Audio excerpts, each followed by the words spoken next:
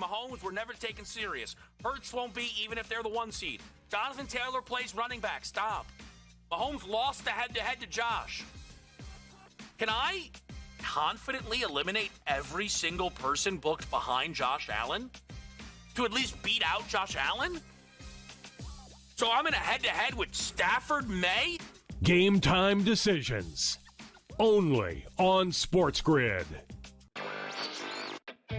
Another sport like the NBA, which is dealing with its own, scandals, so to speak, and its own headlines with the FBI and what else comes, because this is the same FBI team that also brought the NBA scandals to light. So I'd have to imagine they're working on some other stuff as well right now, and the timing is definitely not a coincidence, but definitely some very significant news in the gambling world that now you're not going to be able to bet more than $200 on a specific pitch market.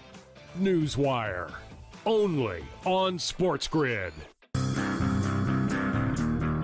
Where are the wins coming from? And yes, I agree. Are they good enough to win those games? Yeah, of course they are, right? But the reality of this team is not very good this year in one-score games. They're not. That was their bread and butter a year ago. Like every win last year, one-score game, the Chiefs found a way to win it. The Craig Carton Show. Only on SportsGrid. You need Justin Jefferson on that wall in the playoffs. Like, you got to go get him. He is still the man. I understand the JJ week last. Like, I get it. It was ugly. There were a lot of spots where, where's he throwing that ball to? What's he doing? It'll be fine. Justin Jefferson's far too talented, and McCarthy will continue to figure it out. But it's the target volume you want. He gets double-digit targets every week. He is arguably the best wide receiver in the NFL. Fantasy Sports Today. Only on SportsGrid.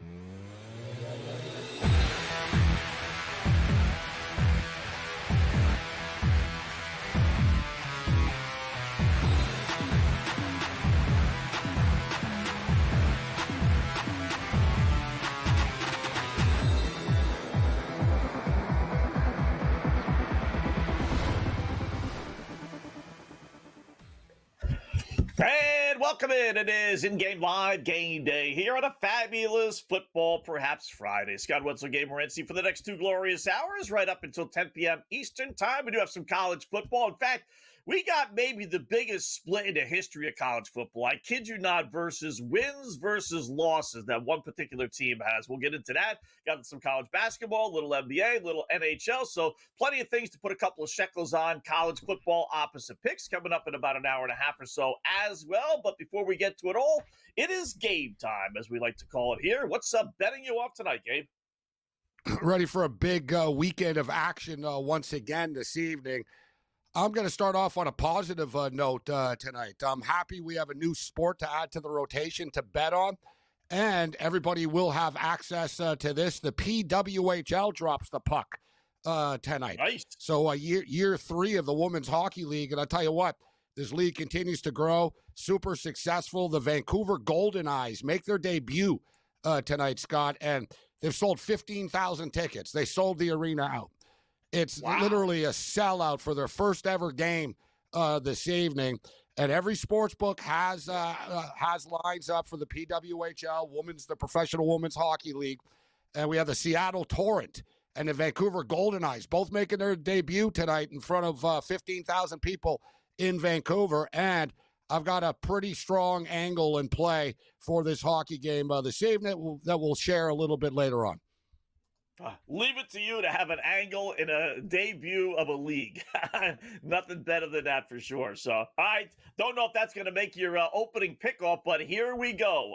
Opening pickoff time. I'm going to use the more traditional college football game, Gabe. Florida State. They're the team I was talking about as far as the biggest split maybe in the history of college football, right? They have a win over Alabama, which may end up winning the national championship, yet they have a loss against 3-loss Stanford, which might not be the worst team in college football, but it's in the bottom 10 conversation, that's for sure. So which Florida State team are we going to get tonight?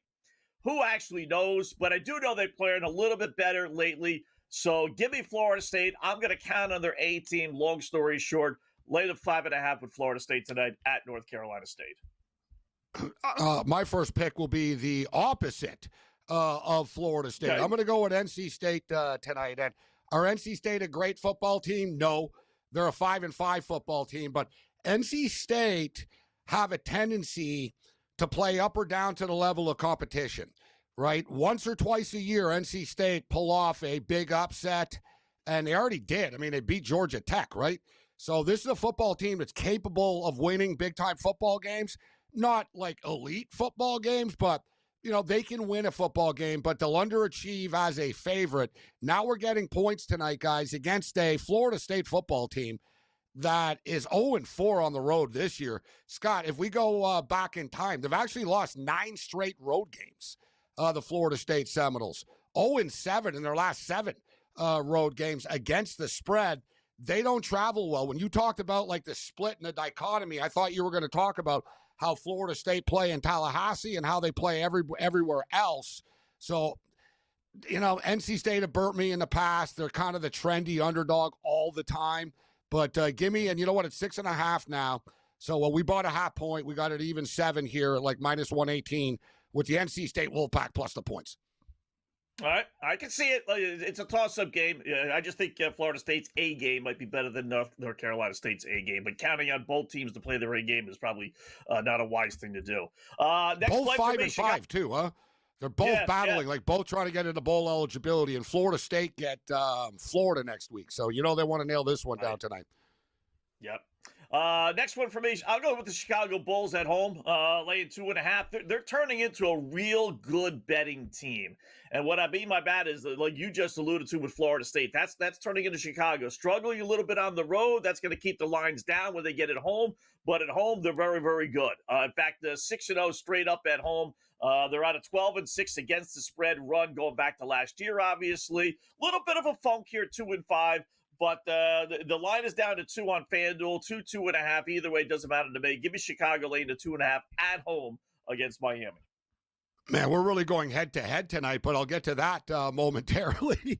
We'll get back to the college football game. I'm going to go with the over here. And, you know, yes, the total is high, but it's high for a reason. And, you know, we just talked about how NC State had pulled off. You know, they beat Georgia Tech. Nice win. They put 48 points up on the board. But if you look at NC State, they gave up 41 last week to Miami. Yeah, they beat Georgia Tech. They gave up 36 points. They gave up 53 points to the Pittsburgh Panthers. They gave up 36 points to Notre Dame. So you see where we're going here. The NC State defense has a hard time stopping other teams and getting them off the field. But when NC State play at home, they're able to put points up on the board. So I would expect to track me, kind of like that Florida State-Virginia game was last month when Florida State went on the road to Virginia. I'm not saying this is going to get into the 70s and 80s, but it's 59.5 for a reason. I'm going to go over the numbers, Scott, because I do believe that Castellanos and company will score with the Seminoles. All right. Next one for me, another NBA game. You know, probably the best game on the board tonight. Give me the Houston Rockets laying 2.5, depending on where you do your shopping, at home against Denver. You know, great game. 2 really good teams. You know, both are playing well. Houston has won 5 in a row. Denver's playing good. Denver's good on the road. Houston's 5-1 at home.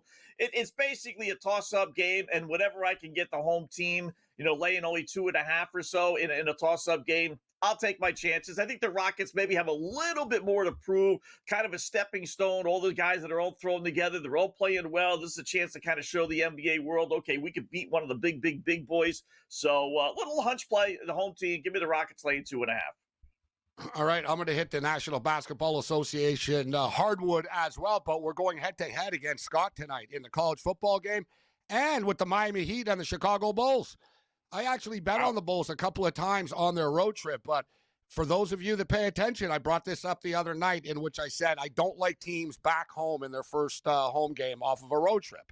And the Chicago Bulls are back home. They, you know, it was a pretty condensed road trip as well. You know, it was like a Monday, Tuesday, whatever, or like Sunday, Monday, Wednesday type of deal on the West Coast. Now back home, their first game back. Listen, both these teams have been pleasant surprises this year. Right? I mean, they're combined 23-10-1 against the spread, guys.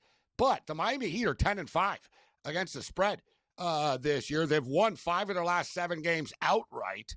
Give me the Miami Heat plus the 2.5 in Chicago against the Bulls. All right. My last one, a little hockey action. Why not? I'm going to go with Winnipeg. I know they just announced Hellebuck's going to be out about a month or so. Comrie, their backup, he's okay. Nothing special. He's not awful. But I do like playing on teams when they have their star players miss. The first game, maybe two. They elevate their play a little bit. It's kind of like Houston and Denver. It's same thing. Two really good teams, right? You can't point anything negative about Carolina. Same thing with Winnipeg. I'm getting Winnipeg at home, plus odds, plus 120, 130 or so. Give me the Jets tonight in the NHL game of the night against Carolina. My last opening pickoff pick will be involving this Miami and Chicago game.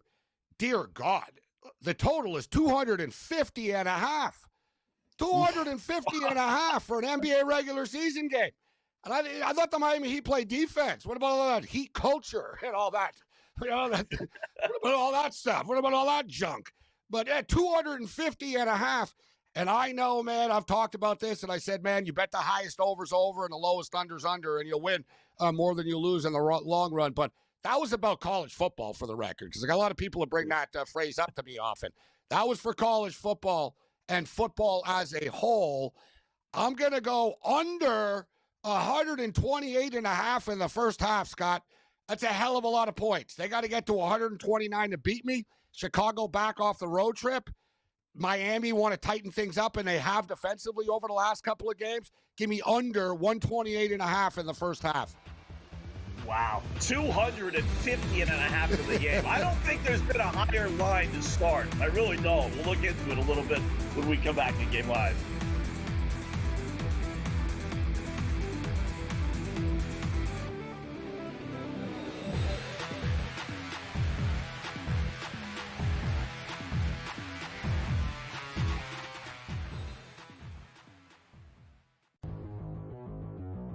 You need Justin Jefferson on that wall in the playoffs. Like, you got to go get him. He is still the man. I understand the JJ week last. Like, I get it. It was ugly. There were a lot of spots where, where's he throwing that ball to? What's he doing? It'll be fine. Justin Jefferson's far too talented, and McCarthy will continue to figure it out. But it's the target volume you want. He gets double-digit targets every week. He is arguably the best wide receiver in the NFL. Fantasy Sports Today, only on SportsGrid. Oh boy, oh boy. This is not going to go away, folks. This betting scandal that involved Terry Rozier, that involved Jonte Porter last year, and then obviously with Chauncey Billups getting involved and stuff like that, this is not going away. This is not good. And this is not the end of this scandal. Pro Basketball Today, only on SportsGrid. Players behind the scenes who complain about Hurts's unwillingness to throw through tight windows against zone coverage. I told you Friday, Kevin, that Jalen Hurts takes the path of least resistance. He holds on to the ball. He doesn't like making those tighter throws. Though he loves making deeper throws, which it's interesting. Over 20 yards, he's one of the best in the National Football League. Pro Football Today, only on SportsGrid. Football contest season is back, and so is the Las Vegas Football Contest Show. Season 2, the sharpest football contest show in the land. Focusing on all three Circus Sports contests and the Westgate Superbook Super Contest, we handicap the games and release our contest picks every week of the season. Featuring Super Contest champions Brady Cannon, James Salinas, and former NFL player Mike Pritchard, all team will have you prepared this season like none other. Check us out every weekend right here on SportsGrid.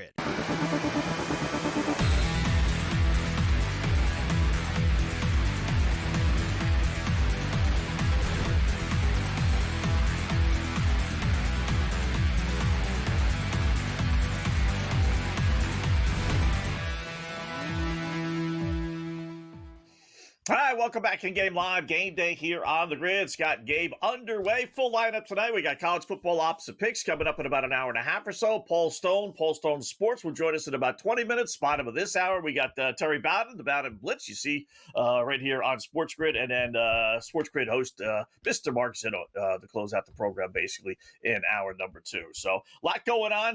The college football game, two halfway decent games, right? Nothing crazy, but, I'm really, after a week or two of MAC football and Sun Belt football, it's nice, it's goofy, but after about a week or two of that stuff, I have had enough. Just give me some real teams that I've watched a few times and can watch and be entertained. So got a couple of halfway decent. I like that Hawaii team. I've seen them play. Don't ask why and how, but I've actually seen them play. I do like them a little bit later on tonight when we do our late pickoff. But underway, Florida State and North Carolina State. Gabe and I going head to head.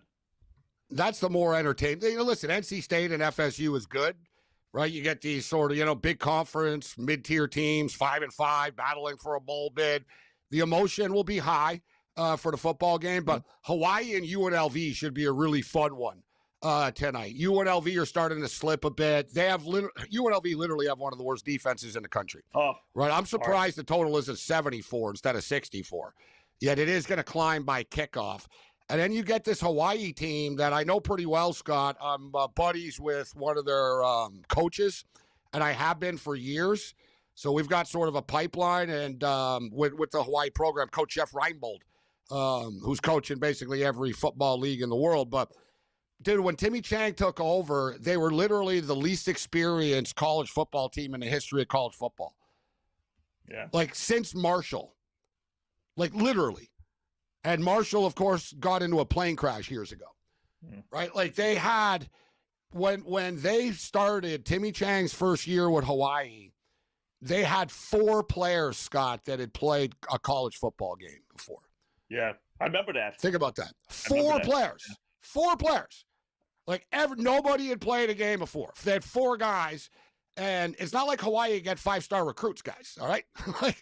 And the whole thing, you figure they can recruit in Hawaii. No, you can't. Like, no, you can't. So, people don't mind going there, but no one wants to live there and play on the football team there.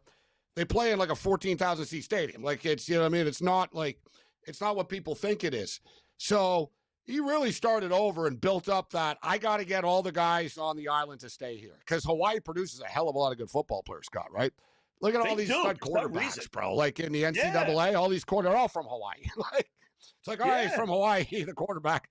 Like, Hawaii is good at football, guys. People are, like, good. Like, people are like, oh, Florida high school football. Scott, like, there's a team, bro, and it's not Honolulu. It's one of the islands there. Their elite high school team, it's basically, like, it produces, like, massive players, bro. Your boy Tua, like, maybe even Tua. I know he's not. Yeah, I know Tua, but I can go. Yeah, Mariota, Tua, but long list of even like quarterbacks now, including the Hawaii quarterback now, Scott. That's damn good, right? He's just another one. Yeah, Alahado. It's actually the white Alahado, I guess his name is. You know what I'm saying? Yeah. But nevertheless, they were like a high school team, guys, and they built this thing up like for real quickly. Quickly too. It's only been a couple years, right? Yeah, 3 years. 3 years. Year, maybe? 3 years. 3 years, yeah. 3 years. Yeah. I mean, very impressive. Dude, they were small, Scott. Like, they looked like a high school team. It was like, man, you guys are going to get murdered. Dude, like I said, I had one of the coaches on. They played their first game. Who the hell did they play against? It was, I forget, I look it up here. The first game they played, I asked them off the air. I said, Coach, you're like... they were like a 40-point dog, too. I remember I said, you're like a 38-point underdog. He goes, I'm surprised it's not 60. That's what he told me off the air. He goes, Gabe, I'll be honest with you. I shouldn't tell you this. He goes, we might not score. And he goes, we're going to get killed. Like, he said, point blank. He goes, we're going to get massacred, Gabe. Like, he was like, totally, like, I'm buddies with him. He's totally honest. He goes, we're going to get murdered. He goes, I'm telling you. He goes, I got 4 kids that have played a game before. Right? Like, so, and here they are now, bro. What, 7-win team? And they win road games, Scott, too. And another thing is, too, I know this. I lived in Vegas, bro. There's a ton of Hawaiians and Samoans and stuff in Vegas, Scott. Like, it's almost like their second home, bro. So this isn't like, Hawaii's going in and they're playing Michigan in the big house in Ann Arbor in bad weather. They're playing in Las Vegas in a dome, Scott.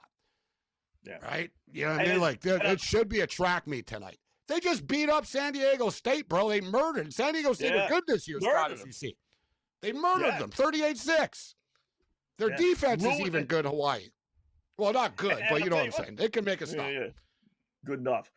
As bad as they were that first year, I was trying to remember. I thought it was San Jose State, but I remember it was a bad team, and they were like 35-point road favorites their first game. UCLA went in there. It was right. It was Vanderbilt was the team. Vanderbilt, good call. It was Vanderbilt. And what was the score? It was like 44-10 or something? What did it end up? Worse than that, 63-10. 63. They scored, but they didn't cover the spread. But even that year, they beat UNLV, believe it or not. Yeah. But remember, Vanderbilt weren't good then either, Scott. That was before Vanderbilt was good, too. So exactly. Yeah. So it's put it in context type of deal. Like Vandy wasn't Vandy yet. That they are now, right? You know, but so good call. Thanks for looking it up. Yeah, that's the game he told me. He goes, "Oh, we're in big trouble." That's what he said. He goes, "We're in big trouble." He said, "Man, their line. I was looking at their line compared to our lines. Like, but now Hawaii's got bigger kids. You know, listen, they both have good. UNLV have the better offense, right? Hawaii's offense is really good, but it sputters at times. The kid is young. Their quarterback. UNLV's offense is pretty like up and down the field type of stuff, but UNLV's defense can't stop anybody, right? So it's almost like too easy that it's going to go over, Scott. But I like the over the game. Yeah. Last time I looked it up with UNLV, literally they were like next to last in defense. I mean that in points allowed. Somehow or another they were winning. They're like all those 131st games. now. Yeah, there's only 135 teams. Yeah, and yet they're 7-2. Go figure, right? That anomaly. They're the worst tackling team, Scott. I was looking at like their metrics and stuff, and it's like, why are they so bad? They can't tackle. So like you'll see tonight, like when they play real teams, like people just bounce off them. They take bad angles and stuff. Like they're horrible on. Like they're basically a high school defense. UNLV. It's a miracle. Like they've had a lot of lucky wins. That's why I kind of think Hawaii are kind of going up, and UNLV have already kind of peaked. You know what I'm saying? Right. I think Hawaii are a better team right now. Yeah. All right, in-game live. We'll check the NBA and hockey board when we come back. College basketball.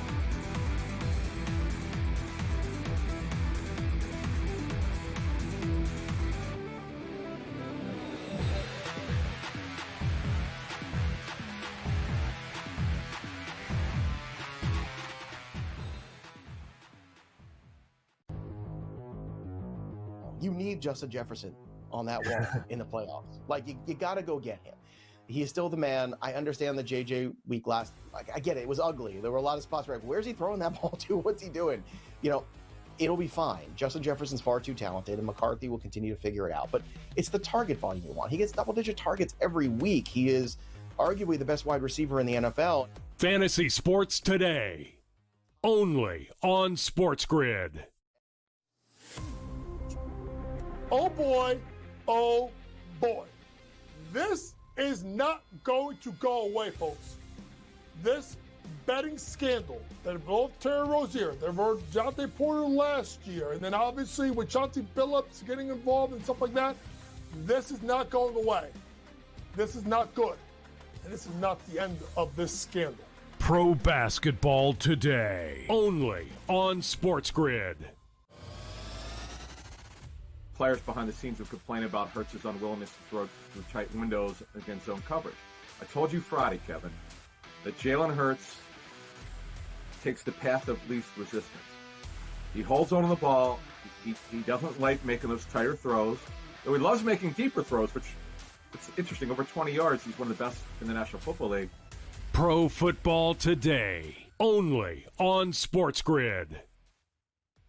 Football contest season is back, and so is the Las Vegas Football Contest Show. Season 2, the sharpest football contest show in the land. Focusing on all three Circus Sports contests and the Westgate Superbook Super Contest, we handicap the games and release our contest picks every week of the season. Featuring Super Contest champions Brady Cannon, James Salinas, and former NFL player Mike Pritchard, all team will have you prepared this season like none other. Check us out every weekend right here on SportsGrid.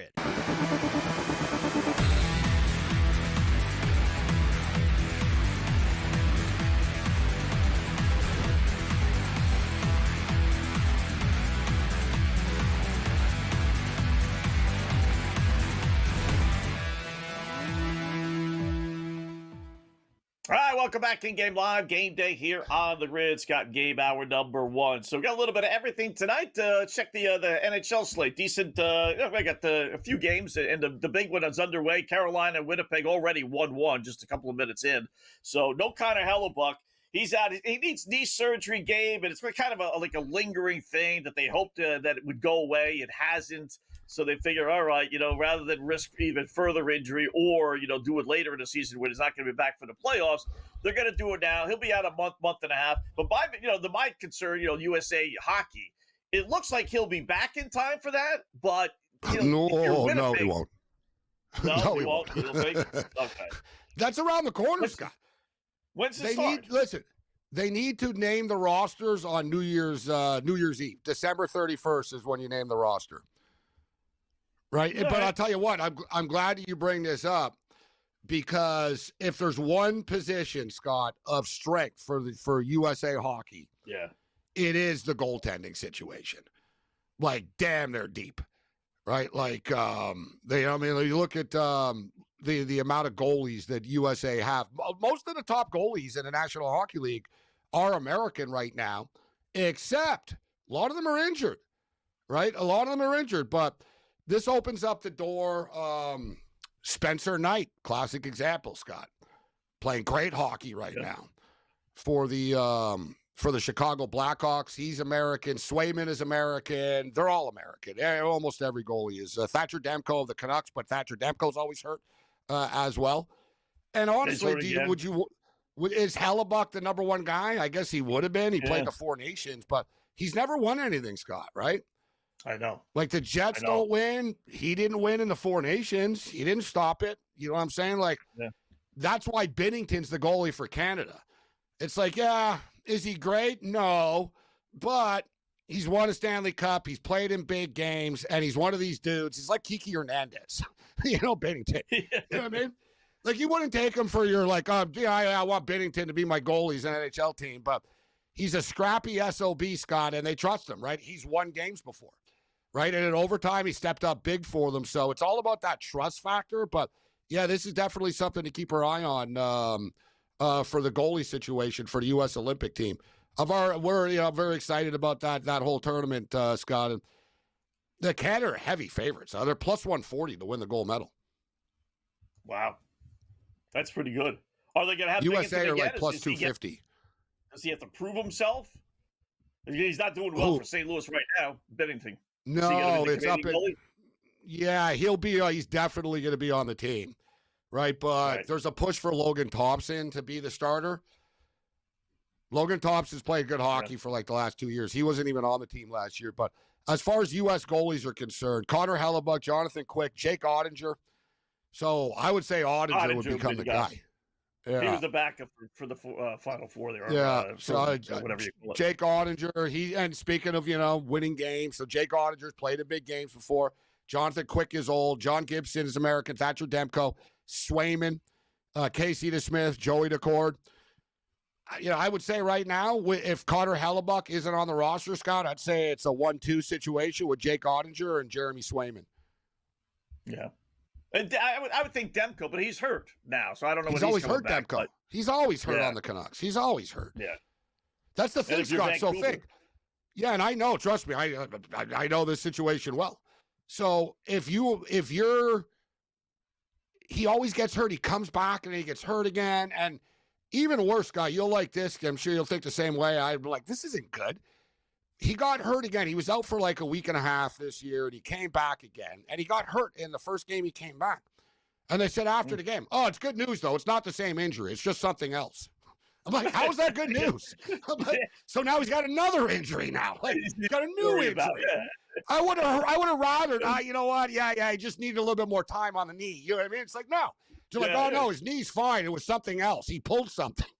I'm like, God, this guy gets hurt all the time. Like, so think about it, Scott. Let's say you put him on the roster December 31st, right? And he can't go, right? It's like, he got hurt after. Now, you could do a replacement stuff, but, I think, but like I said, the USA is fine between the nets tonight. But I'm fired up for the women's hockey. We got college hockey. Penn State's up 2-0 on Minnesota right now. Jets, by the way, took a 2-1 lead over Carolina. Now minus 162 favorites. I would hedge the Jets still in the first period, but boy, you got 3 goals. Over/under is 8.5. So Minnesota 4-0 the Sabres beating up the Blackhawks. Nice week for the Sabres. They beat the Oilers earlier in the week. Now they're beating the Blackhawks. Yeah. They're better than the Bills. Sabres are better than the crap-ass Bills.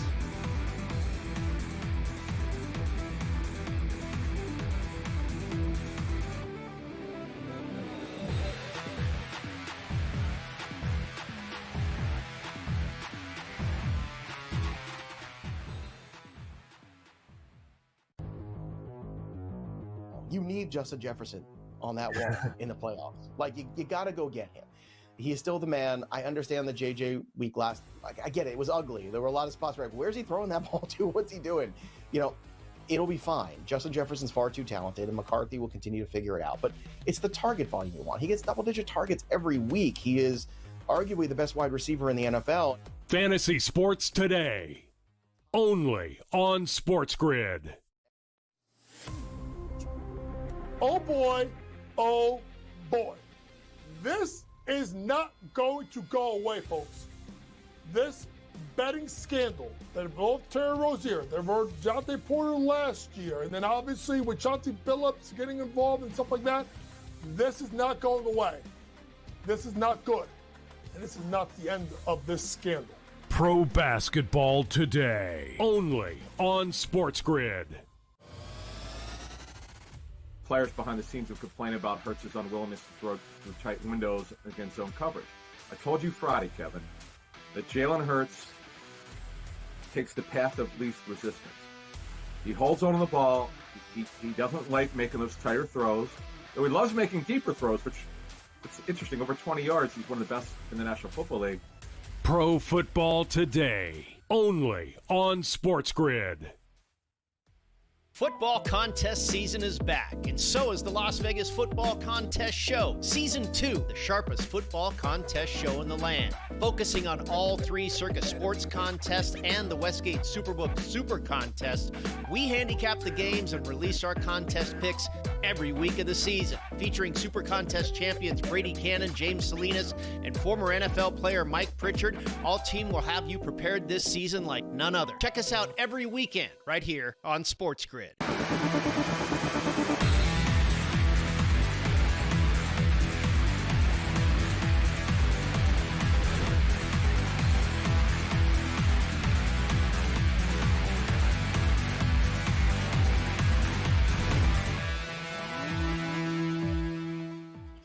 All right, welcome back in Game Live, Game Day here on the grid on a fabulous Football Friday. With that, let's talk a little college football with our good buddy Paul Stone. Paul Stone Sports. Check out his website, paulstonesports.com. What's going on, Paul? How are you tonight?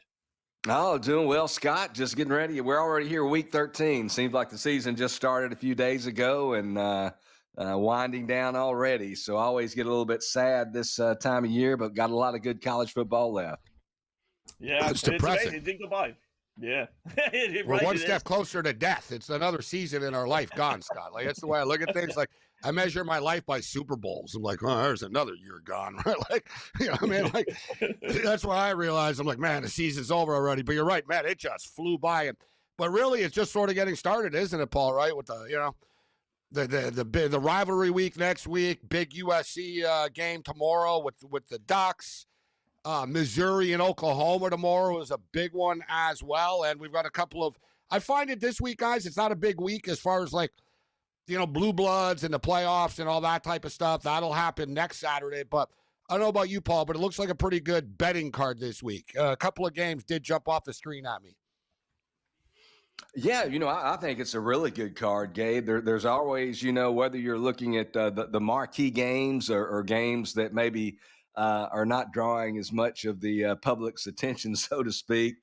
Always something to bet on. The money's just as green in the American Conference as it is in the SEC or the Big Ten. So, yeah, got a few plays here. I always say that. They don't ask you what conference or what league, Scott. You know I like to bet on like a lot of stuff, Scott. Doesn't matter at the window. When they pay you cash, they're paying you cash, homie. That's right. They pay just as much for Topeka High versus you get Billy the same amount of money for USA. winning Toronto Specters women's hockey game than you do a Blue Jays game. They pay the same money. There you go. Everyone's talking about this crazy playoff system, obviously, Paul, and Texas supposedly still in it. All they got to do is beat Texas A&M and blah, blah, blah, blah, blah. But you know what? They're not playing Texas A&M this week. That's next week. They got to get through Arkansas. And Bobby Petrino, who's still looking for his first win since taking over mid-season. Arkansas getting 8.5. What do you like in this one? Yeah, you know, I talk about often, Scott, that a lot of times I bet more against a team than I bet on a team. And that's kind of what I'm doing here with the underdog Arkansas Razorbacks. With that said, I'll start with Arkansas in my breakdown here. You know, they're 2-8 on the season. They started the season with two virtual tap-ins to go 2-0. They have since lost 8 straight games, but man, they have been competitive. Of those 8 losses, 7 of them have been by single digits, so 9 points or fewer, and 5 of those have been by 3 points or fewer. So they have really been on the doorstep of victory, agonizingly close. Offense, obviously, not the problem for the Razorbacks. They've averaged 32 points a game this year versus FBS competition. Their quarterback, Taylon Hill, I know he's not going to get any Heisman Trophy recognition, not quarterbacking a 2-8 team. But this guy is a player. I mean, he's 6'6", 240 pounds, a true dual threat Man, guy. the Boise miss him. Man, if he was still at Boise, right? He was originally at Boise State. Imagine if they had him and Genty together last year. Oh, yeah. And, when he was at Boise, he started about half a season, and he had trouble throwing the ball at Boise. And he's really, he's not a great passer, but he's developed in the passing game, thrown for over 2,500 yards this year, leads the team also in rushing with 719. The Longhorns hadn't seen a quarterback like him. Of course, there aren't many like him. But I just look at this Texas team. Their playoff hopes apparently quite slim at this point, even if they beat Texas A&M next week. The third-ranked Aggies, they've pretty much underachieved all season. They're 2-7-1 against the spread. They've just struggled, pretty much all year. They've only beaten one Power 4 opponent by more than 7 points this year, and that was Oklahoma. I think Texas has one eye on Texas A&M next week. This is Arkansas's Super Bowl, man. There is no hate like the hate the Arkansas Razorbacks have for the Texas Longhorns. I'll take Arkansas plus 8.5, 9 points over Texas. Love it. I'm in on it as well. Let me just quickly throw in there, too. It's funny. They fired Petrino. They fired Pittman. They bring in Petrino. He was already there as the OC, Scott. But it's funny. They're the exact same damn team, like Paul just said. With Pittman, they used to lose and cover all the time, right? And it upset the fan base. Then they finally got smoked by Notre Dame, and it gave them the reason to fire him finally. They're like, all right, we lost 56-12, 56-13. But nothing's really changed with them. They've been doing this for 2 years, guys. Arkansas covers, loses high-scoring games, Scott. I like his pick a lot. Give me the Hogs plus the points. Yeah. How about my Cornhuskers? Nebraska getting 7, 8, 8.5, depending on where you do your shopping, Paul, at Penn State. Matt Rule Bowl. Yeah, I mean, obviously it's been a tremendously disappointing season for Penn State, to put it mildly. They come into the year preseason ranked number 2 in the polls. They had lost 6 straight games before they went to Michigan State, beat the Spartans 28-10 this past weekend, their first conference victory of 2025. And I think inarguably their top victory of the season to this point. You look at Nebraska, much like Penn State, they lost their starting quarterback a few weeks back, Dylan Raiola, out for the year to injury. But their backup, TJ Lateef, I tell you, they didn't miss a beat at that quarterback position when he took over against UCLA, his first career start, threw for 205 yards, 3 touchdowns, rushed for another 31. The Cornhuskers coming off a late season bye. I just think the Cornhuskers, I think they're in a better place mentally. It's hard for me to believe that Penn State collectively, their collective team psyche is not in a fractured place. I mean, they have to be thinking about future and possibilities, whether it be the NFL or transfer portal or a new coach or whatever. I just don't think their mindset can be totally where it needs to be. Nebraska getting points. They do play good defense. I like Nebraska plus 8.5 or so points over Penn State tomorrow in State College. How about Texas San Antonio off the beaten path, like you like to say, right? Getting 2.5 against East Carolina. The Roadrunners. Yeah, I just like the way this one sets up for Texas San Antonio. First of all, East Carolina's had a very kind of quietly. The Pirates have had a very good year. Has East Carolina? They're coming off a come from behind, kind of a back and forth game. They won at home there in Greenville. They defeated last week Memphis 31-27. Scored the game-winning touchdown with just 68 seconds to go. So a very hotly contested game. UTSA pretty much coasted to a 28-7 victory at Charlotte last week. We sometimes talk about teams in college football, especially, that have a home-road dichotomy. And I don't know of any college team that has a more distinct home-road dichotomy than Texas San Antonio. Beginning in the start of the 2024 season, straight up, They are 9-1 at home at the Alamo Dome. On the road, straight up, they are 2-10. Looking at it from the spread perspective, which is what we do here, they're 8-2 against the spread at home over those same 10 games, and 3-9 against the spread away from home. So they are a different team in the friendly confines, so to speak. Some of that dichotomy is due to playing some tough teams. They did open at Texas A&M this season. Last season they played at Texas, so those are tough outs for them. But they are better at home. You look at their quarterback, junior Owen McCowan, son of former NFL quarterback Josh McCowan. He has really been dynamite at home, especially in his last 3 home games against Incarnate Word, Rice, and Tulane. He's completed 7. Excuse me. Kind of got this bug here. That's okay. We all get that this time of the year, especially. So yeah, I've been struggling with it. 76 of 90 passes, 84%, 849 yards. I like UT San Antonio plus 2.5 over East Carolina.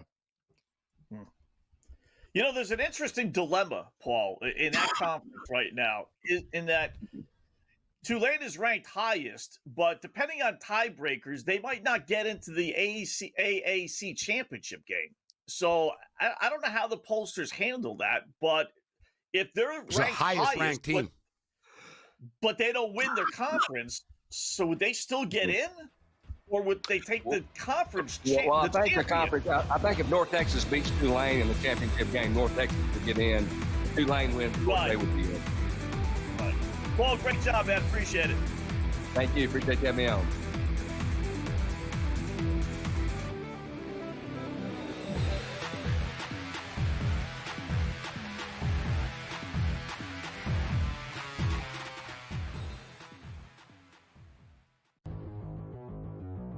You need Justin Jefferson on that wall in the playoffs. Like, you got to go get him. He is still the man. I understand the JJ week last. Like, I get it. It was ugly. There were a lot of spots where, where's he throwing that ball to? What's he doing?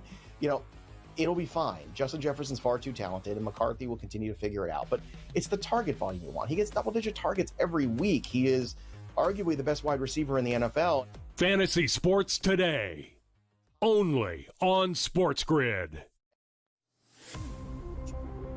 Oh boy, oh boy. This is not going to go away, folks. This betting scandal that involved Terry Rozier, that involved Jonte Porter last year, and then obviously with Chauncey Billups getting involved and stuff like that, this is not going away. This is not good. And this is not the end of this scandal.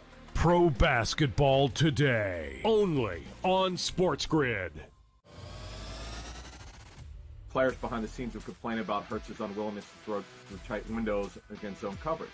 I told you Friday, Kevin, that Jalen Hurts takes the path of least resistance. He holds on to the ball. He doesn't like making those tighter throws. Though he loves making deeper throws, which it's interesting. Over 20 yards, he's one of the best in the National Football League. Pro Football Today, only on SportsGrid. Football contest season is back, and so is the Las Vegas Football Contest Show. Season 2, the sharpest football contest show in the land. Focusing on all 3 Circus Sports contests and the Westgate Superbook Super Contest, we handicap the games and release our contest picks every week of the season. Featuring Super Contest champions Brady Cannon, James Salinas, and former NFL player Mike Pritchard, all team will have you prepared this season like none other. Check us out every weekend right here on SportsGrid.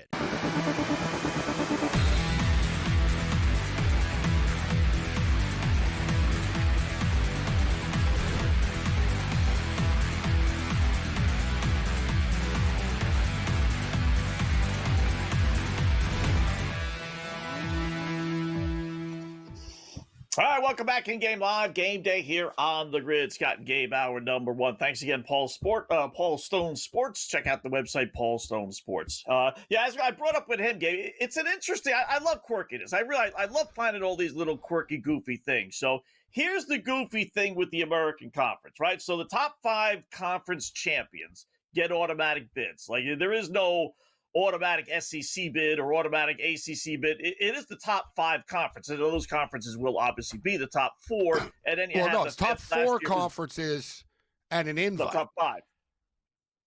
Yeah, but there's only 4 power conferences now. Right. Right. So that's why you had Boise State last year, because it's actually the top 5 conferences. Yeah, but like it's not like one of those conferences has a guaranteed bid though. Like the Mountain West champion versus the Conference USA champion, it could be any one of them. It's not like they have a guaranteed bid though. That's my point, right? Right. Yeah. So here's the problem. So you have the ACC champ, the Big 10, the Big 12, and the SEC champ. They're more than likely going to get in, obviously. So what's that 5th conference? And the best of the other one. Yeah, the best, the highest ranked of the other one.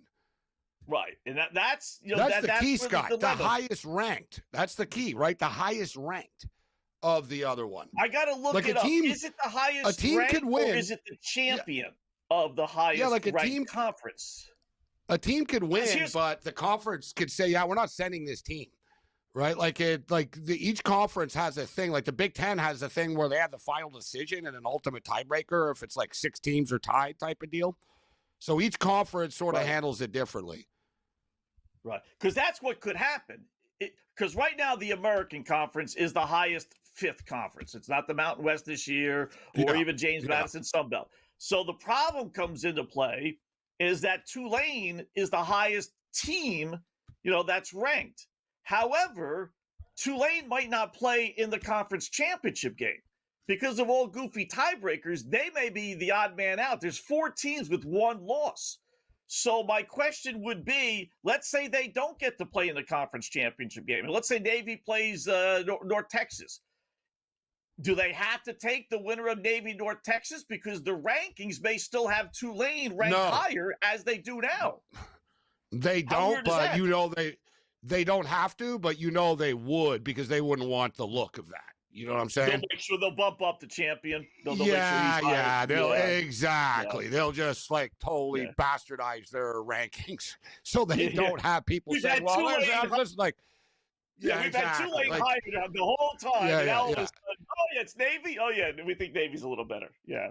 So, but you know what? Just make it damn simple. Then I don't know. Like you said, listen, it's already on the table. They're going to 16. They just can't. They're arguing about who the 16 getting in.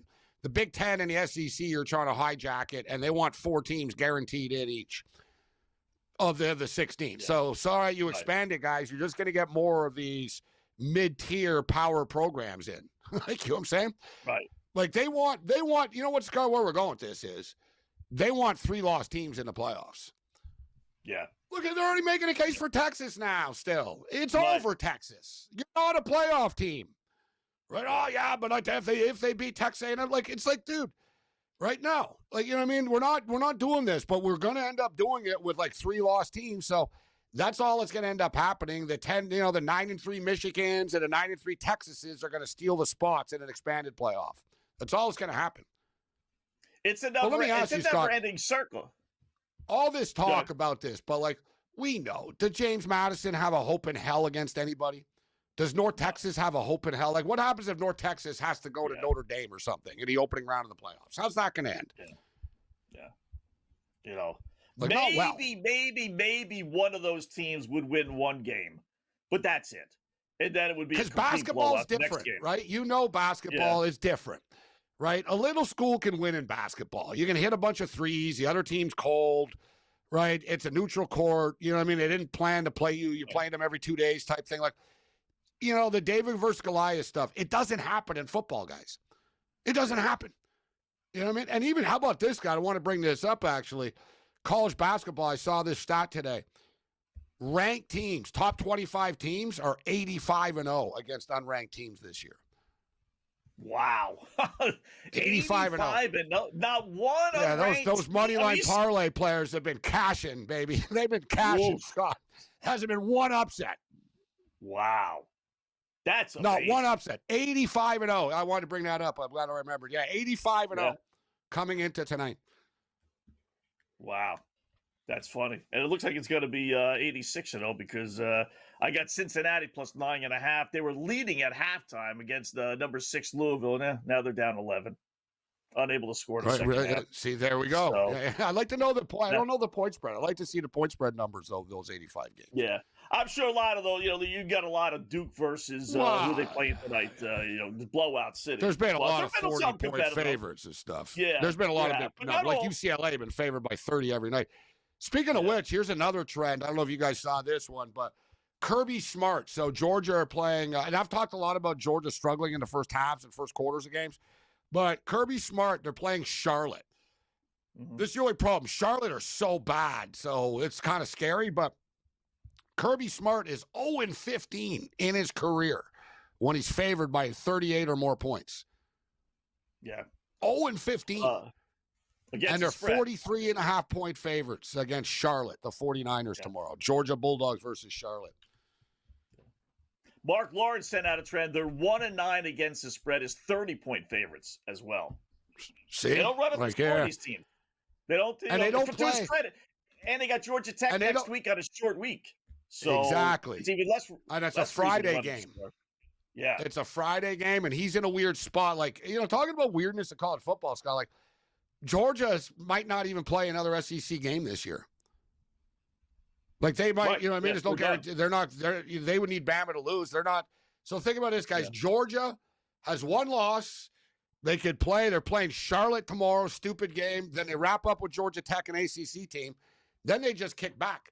You're almost better off not even playing these conference championship games. They're going to go in as like with one loss, nice and rested, Scott, and they're in the playoffs. Yeah.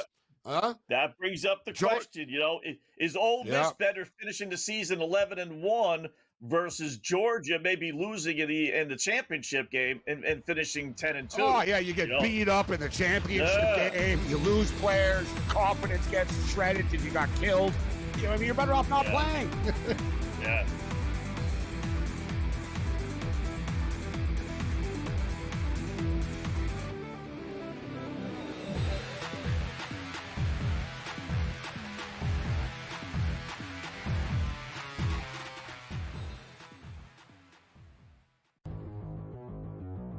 You need Justin Jefferson on that wall in the playoffs. Like, you got to go get him.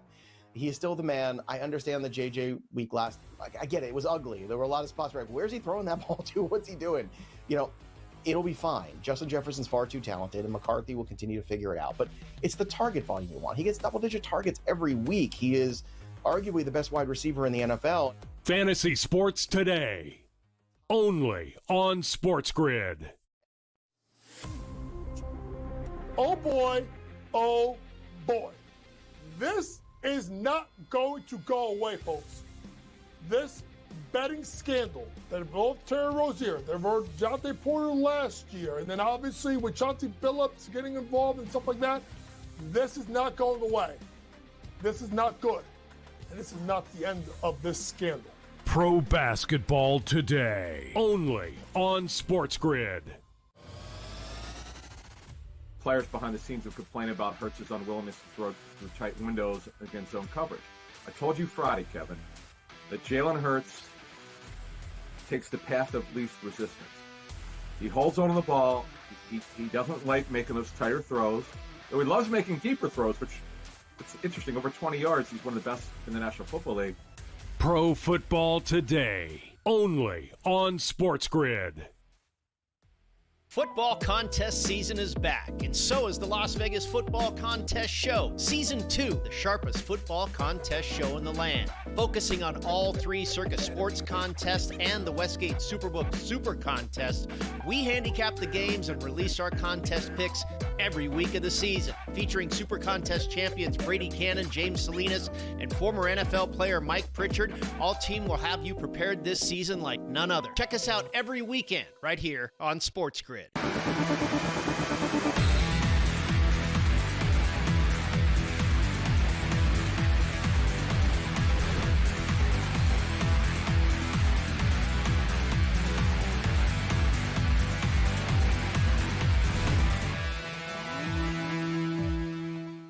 All right, Welcome back. In-game live game day here on the grid. Scott and Gabe closing out hour number 1. Busy second hour. We got college football opposite picks. We got the coach, Terry Bowden, with Bowden Blitz, coming up in about 20 minutes or so.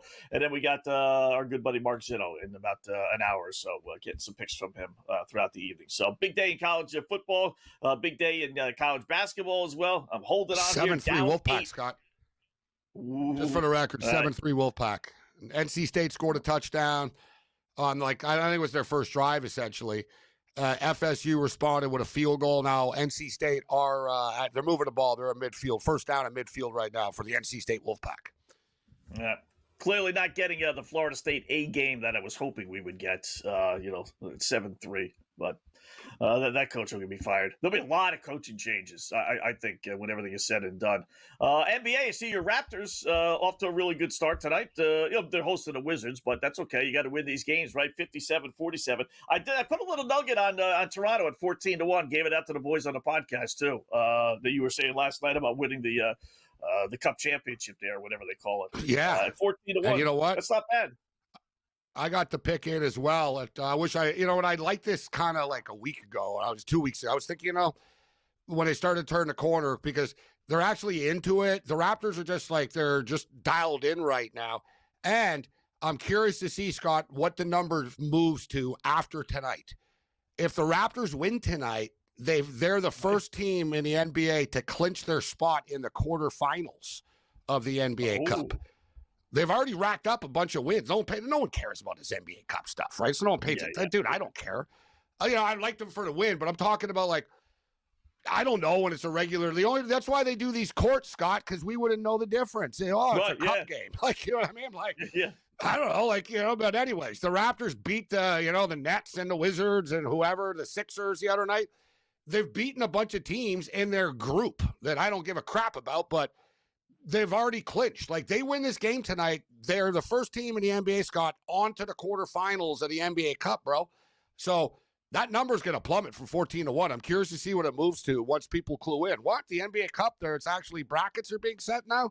So the Raptors would be the first ones to punch their ticket. So I think that 14-1 is going to fall to 8-1 or something. Plus, the Raptors are starting to get noticed now, Scott, right? They're winning a lot. They're going to be 11-5 after tonight if they win. Yeah, they're almost in first place in the Eastern Conference. Right now, FanDuel, they took it down because they're playing, I imagine. So we'll see. I'm sure they'll pop and the back Pistons, up Scott. The teams to beat, my man. Yeah. Pistons Certainly and not the Raptors.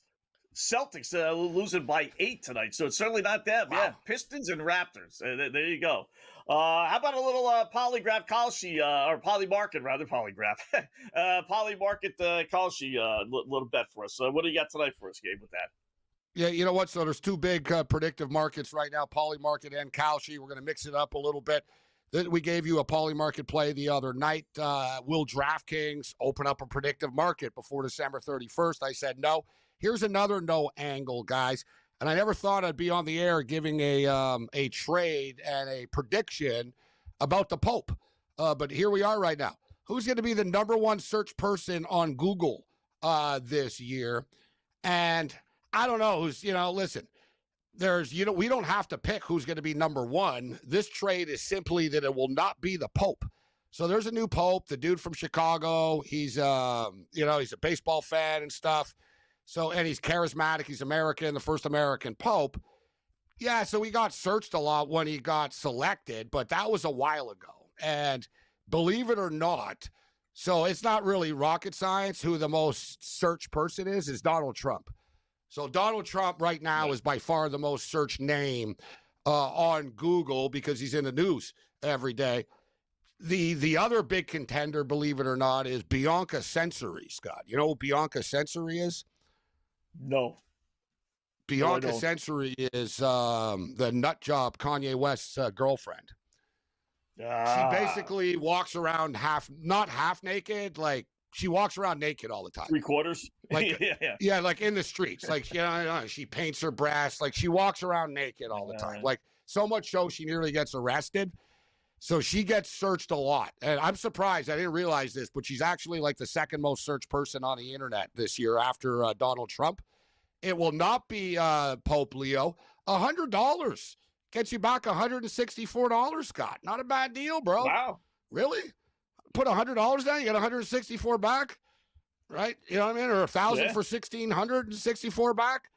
The Pope will not be the most searched person on Google this year. No is the trade. No. Making a bet, making a play, making a prediction. Trump over the Pope. How about trade that? it. Trade it.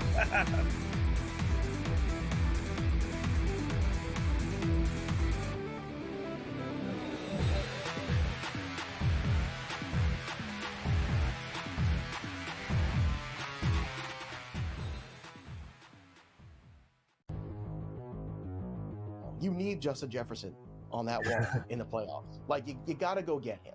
He is still the man. I understand the JJ week last. Like, I get it. It was ugly. There were a lot of spots where, where's he throwing that ball to? What's he doing? You know, it'll be fine. Justin Jefferson's far too talented, and McCarthy will continue to figure it out. But it's the target volume you want. He gets double-digit targets every week. He is arguably the best wide receiver in the NFL. Fantasy Sports Today, only on SportsGrid. Oh boy, oh boy. This is not going to go away, folks. This betting scandal that involved Terry Rozier, that involved Jonte Porter last year, and then obviously with Chauncey Billups getting involved and stuff like that, this is not going away. This is not good. And this is not the end of this scandal. Pro Basketball Today, only on SportsGrid. Players behind the scenes will complain about Hurts's unwillingness to throw through tight windows against zone coverage. I told you Friday, Kevin, that Jalen Hurts takes the path of least resistance. He holds on to the ball. He doesn't like making those tighter throws.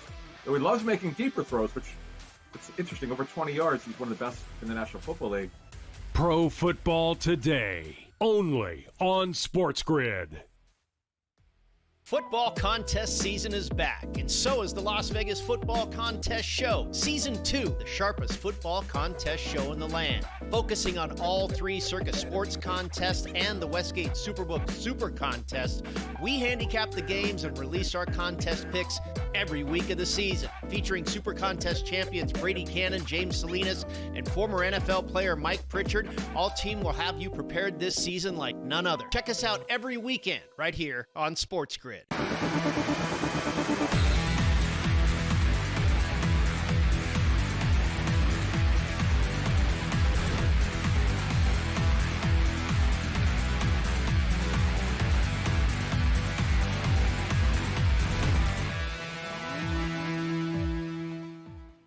All right, welcome back in Game Live. Game Day here on the Grid. Scott and Gabe, hour number 2 of our 2-hour extravaganza. College football opposite picks coming up in about 20 minutes or so. We got Mark Zitto coming up in about 40 minutes or so. And then we have our good buddy Terry Bowden, the Bowden Blitz host here with Joe Lisi, joining us in about 15 minutes to do some college football with him. So in the meantime, I will throw out one a decent play with the Celtics. It's, listen, they're hosting the Nets. They did play them last week, and they won in Brooklyn, and they killed them. So it is hard going back-to-back, but still, the Celtics are down 5, early third quarter, and you're only laying 3.5, and they were a double-digit favorite. So I don't really think they're going to lose to the Brooklyn Nets. I'd be surprised. So Celtics laying 3.5 right now would be my official NBA play. So how's our college football doing, Gabe?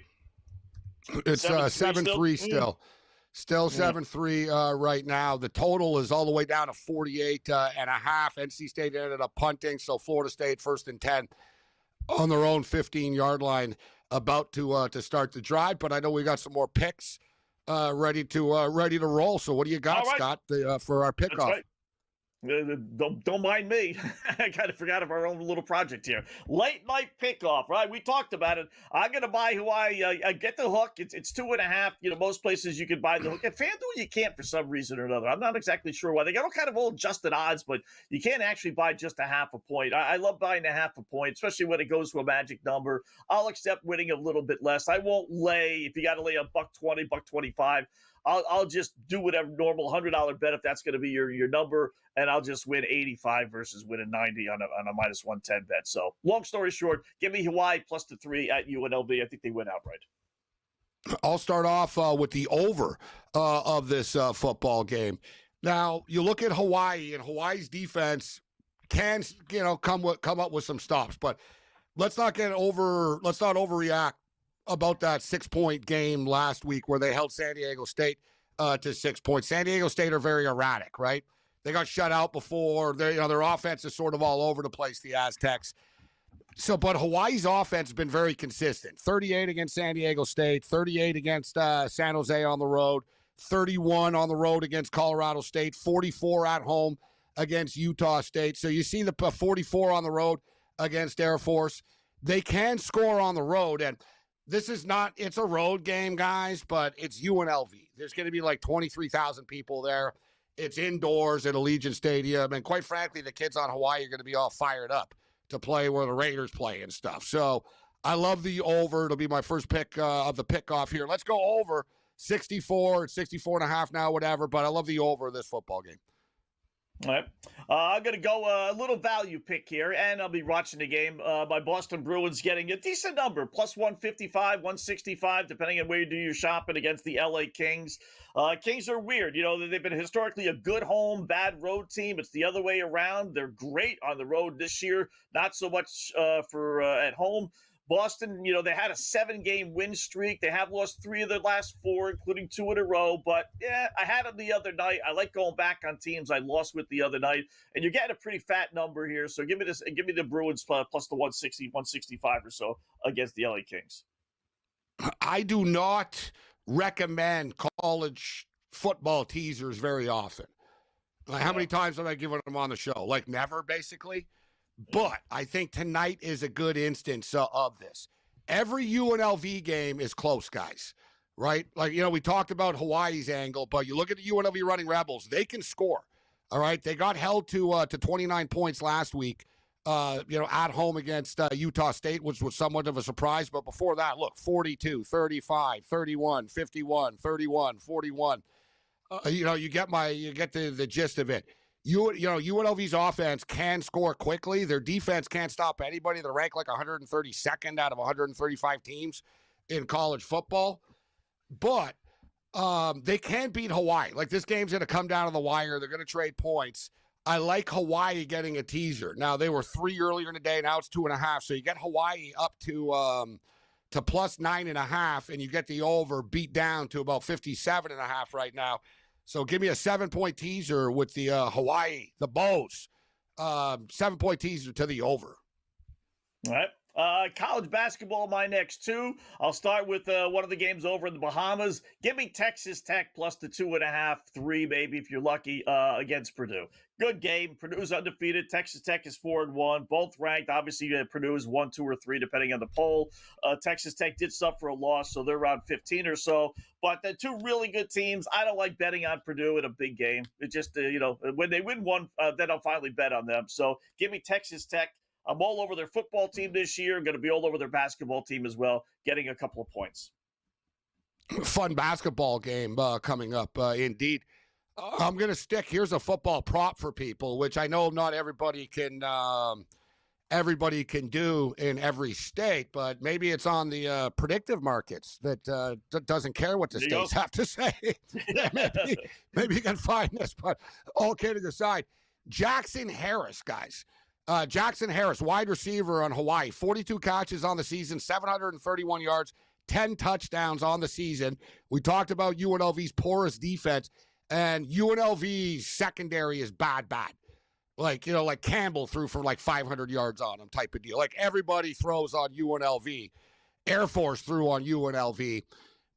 So Hawaii, you're going to have success. Hawaii throw the football more than they run the ball. They're going to have success. And this wide receiver, Jackson Harris, he's got 10 touchdowns on the season, guys, but he's got 2 or more touchdowns in 4 of their last 5 football games. So Jackson Harris to score 2 or more touchdowns tonight, plus 225 is the pick. What do you got, Scott? All right, final one. We're going against the Blue Hose, sort of. What is that? That's the Presbyterian Blue Hose taking on UCLA. UCLA, one of our under teams. It's 131.5. It did bump up from 128.5 last night, and then it flipped to, because the number was so low. But a lot of times they do that just because UCLA is such a big favorite, and people do what I do. They take the underdog and the over, so they got to bump the over a little bit higher. So we're getting a couple extra free points here. UCLA 4-1 under, including 4 in a row. I envision this just like they beat Sacramento State a couple of days ago in that 79-48 range. It won't get to 132 points, under 131.5 Presbyterian UCLA. Our final pick will be, we teased it earlier in the night, so the PWHL hockey season drops the puck. Tonight we have two expansion teams going head-to-head this evening. The Seattle Torrent and the Vancouver Golden Eyes make their debuts. The game is in Vancouver, and as I stated, the Golden Eyes have been first class, like all the way with this. Like their logo is great, their social media is great. They sold 15,000 tickets, like they sold out the game. They're the only team in the PWHL with their own like logo at center ice type of deal. Like they have their own arena that they renovated. They're locked and loaded and ready to go. And this roster is basically like Team Canada's women's Olympic roster. Like they are freaking stacked. Yeah, exactly. Like they've got the starting, put it this way, the starting goalie for the Vancouver Golden Eyes, the starting goalie for Canada's women's national team. They've got numerous players from the national team, from Jen Gardner, Sarah Nurse. Their defense is loaded. Sophie Jacques, Claire Thompson. Like they're just a stacked team. And like I said, people that follow the PWHL and stuff, like people are picking them to win. And you got to like this angle, Scott. There's a new women's soccer league, and the team from Vancouver won. And this Vancouver women's hockey team, they had the captain from the soccer team speaking to them and stuff about, keep the winning going type of deal. This is going to be a good Golden Eyes team. They're not losing in front of 15,000 people tonight. They're a stacked, like, basic Olympic hockey roster team, an experienced team. It's an expansion team, but they signed experienced players through the expansion draft, and they signed players. Take the Vancouver Golden Eyes, minus 130 tonight, and every sports book will have it. Yes, the Golden Eyes. I can only imagine what some of the logos and mascots and different things they can produce with that. So it's pretty cool. One thing about these new leagues, man, they always come up with some offbeat names. That is for sure. All right, the coach, Terry Bowden, hosted a Bowden Blitz scene here on SportsGrid, joins us next for some college football winners.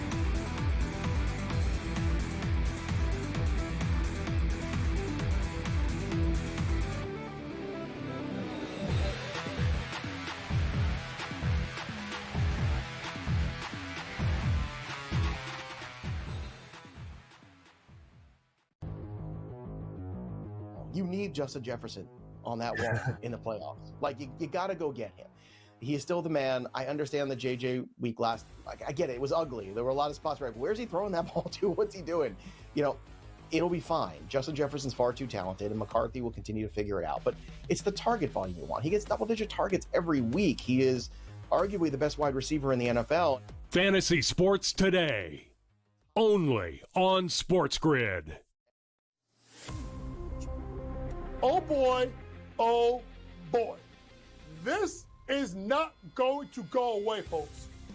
This betting scandal that involved Terry Rozier, that involved Jonte Porter last year, and then obviously with Chauncey Billups getting involved and stuff like that, this is not going away. This is not good. And this is not the end of this scandal. Pro Basketball Today, only on SportsGrid. Players behind the scenes will complain about Hurts's unwillingness to throw through tight windows against zone coverage. I told you Friday, Kevin, that Jalen Hurts takes the path of least resistance. He holds on to the ball. He doesn't like making those tighter throws. Though he loves making deeper throws, which it's interesting. Over 20 yards, he's one of the best in the National Football League. Pro Football Today, only on SportsGrid.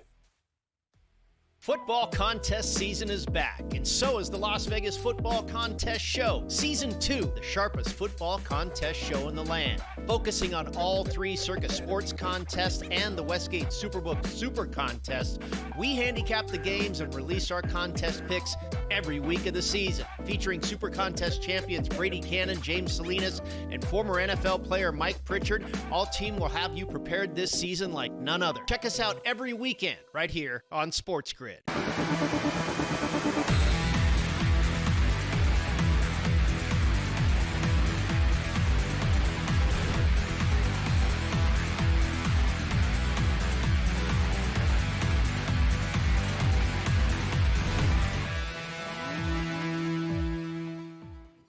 All right, welcome back. It is In-Game Live Game Day here on the Grid. Scott and Gabe, hour number 2. We got college football opposite picks coming up in about 10 minutes. But first up, it is the coach, who you see it here all the time on the Bowden Blitz, Mr. Terry Bowden. Coach Scott and Gabe, how are you this fabulous Friday evening?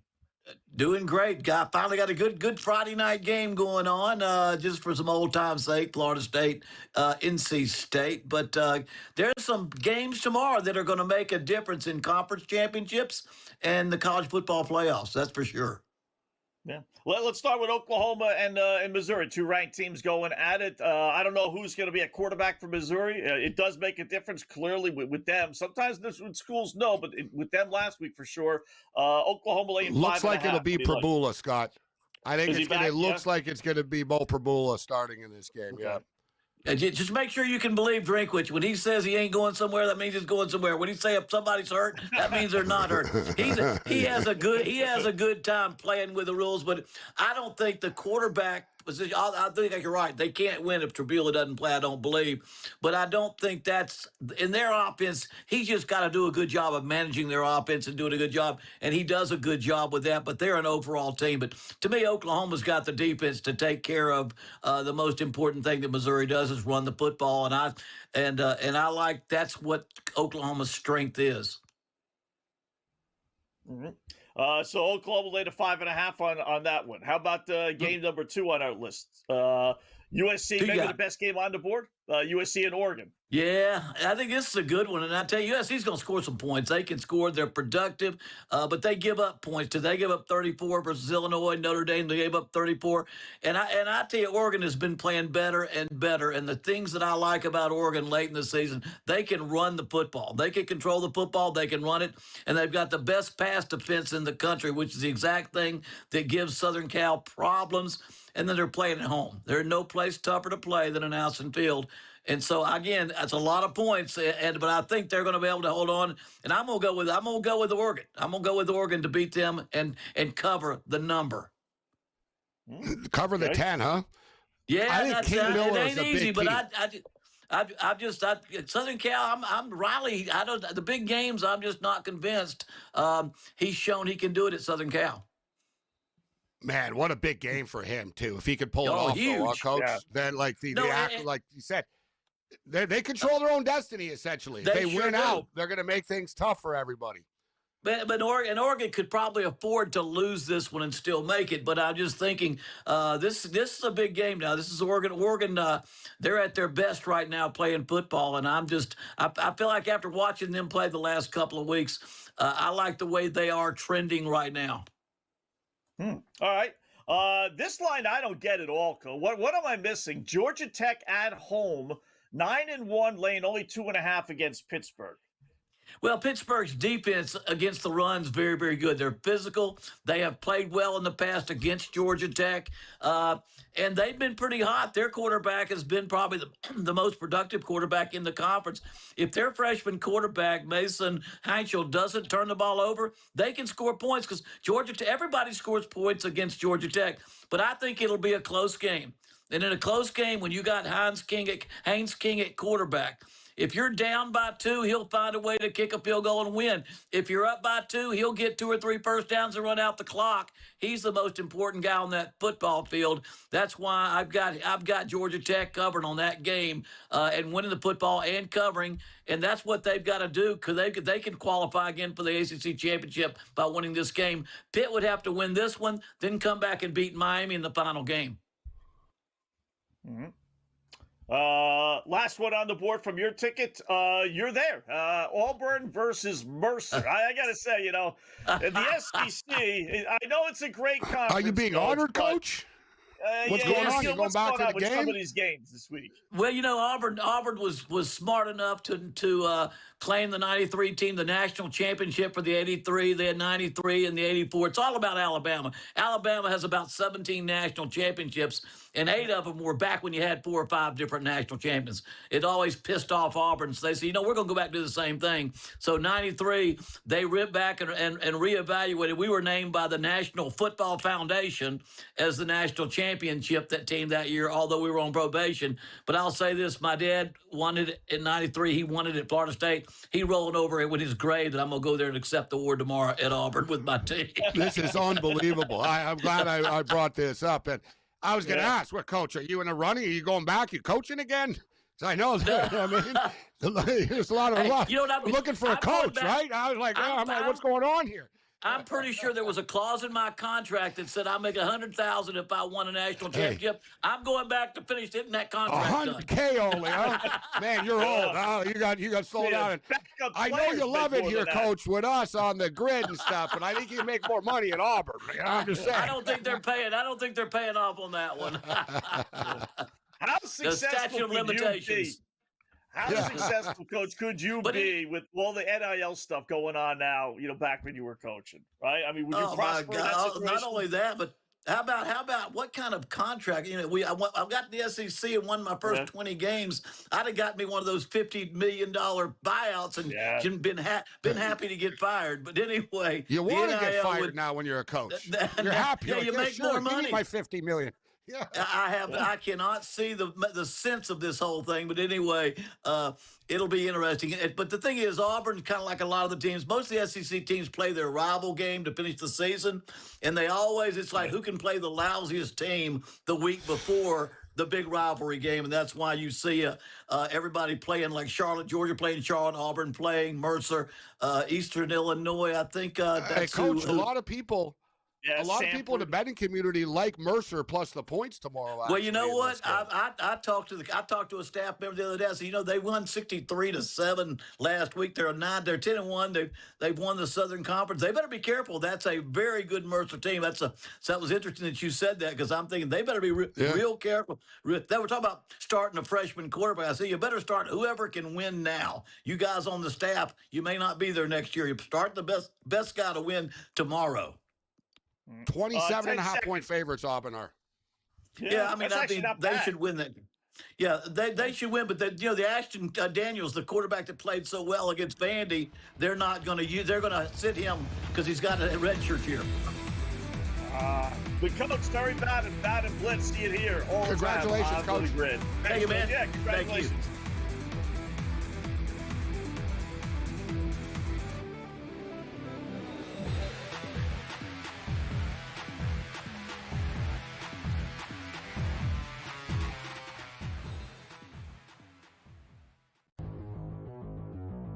You need Justin Jefferson on that wall in the playoffs. Like, you got to go get him. He is still the man. I understand the JJ week last. I get it. It was ugly. There were a lot of spots where, where's he throwing that ball to? What's he doing? It'll be fine. Justin Jefferson's far too talented, and McCarthy will continue to figure it out. But it's the target volume you want. He gets double-digit targets every week. He is arguably the best wide receiver in the NFL. Fantasy Sports Today, only on SportsGrid. Oh boy, oh boy. This is not going to go away, folks. This betting scandal that involved Terry Rozier, that involved Jonte Porter last year, and then obviously with Chauncey Billups getting involved and stuff like that, this is not going away. This is not good. And this is not the end of this scandal. Pro Basketball Today, only on SportsGrid. Players behind the scenes who complain about Hurts's unwillingness to throw through tight windows against zone coverage. I told you Friday, Kevin, that Jalen Hurts takes the path of least resistance. He holds on to the ball. He doesn't like making those tighter throws. Though he loves making deeper throws, which it's interesting. Over 20 yards, he's one of the best in the National Football League. Pro Football Today, only on SportsGrid. Football contest season is back, and so is the Las Vegas Football Contest Show. Season 2, the sharpest football contest show in the land. Focusing on all three Circus Sports contests and the Westgate Superbook Super Contest, we handicap the games and release our contest picks every week of the season. Featuring Super Contest champions Brady Cannon, James Salinas, and former NFL player Mike Pritchard, all team will have you prepared this season like none other. Check us out every weekend right here on SportsGrid.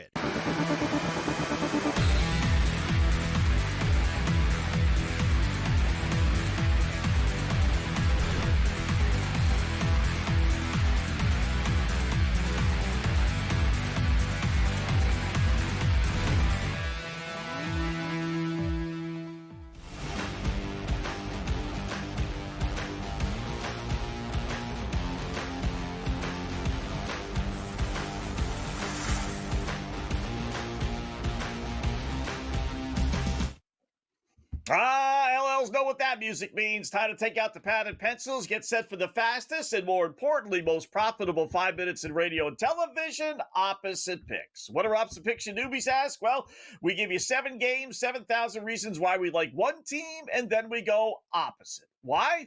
Because despite all the stats, trends, hunches, injury reports, weather reports, systems, and everything else, nobody beats the boys in Vegas. We are on a roll. Nice little 5-2 last week. We've had 3 straight winning weeks, 4 out of our last 5 as we try and get back to the Mendoza line, the 500 mark. Here we go. 7-pack, week number 13. Pick number 1. How about Northwestern at home laying 3.5 against Minnesota?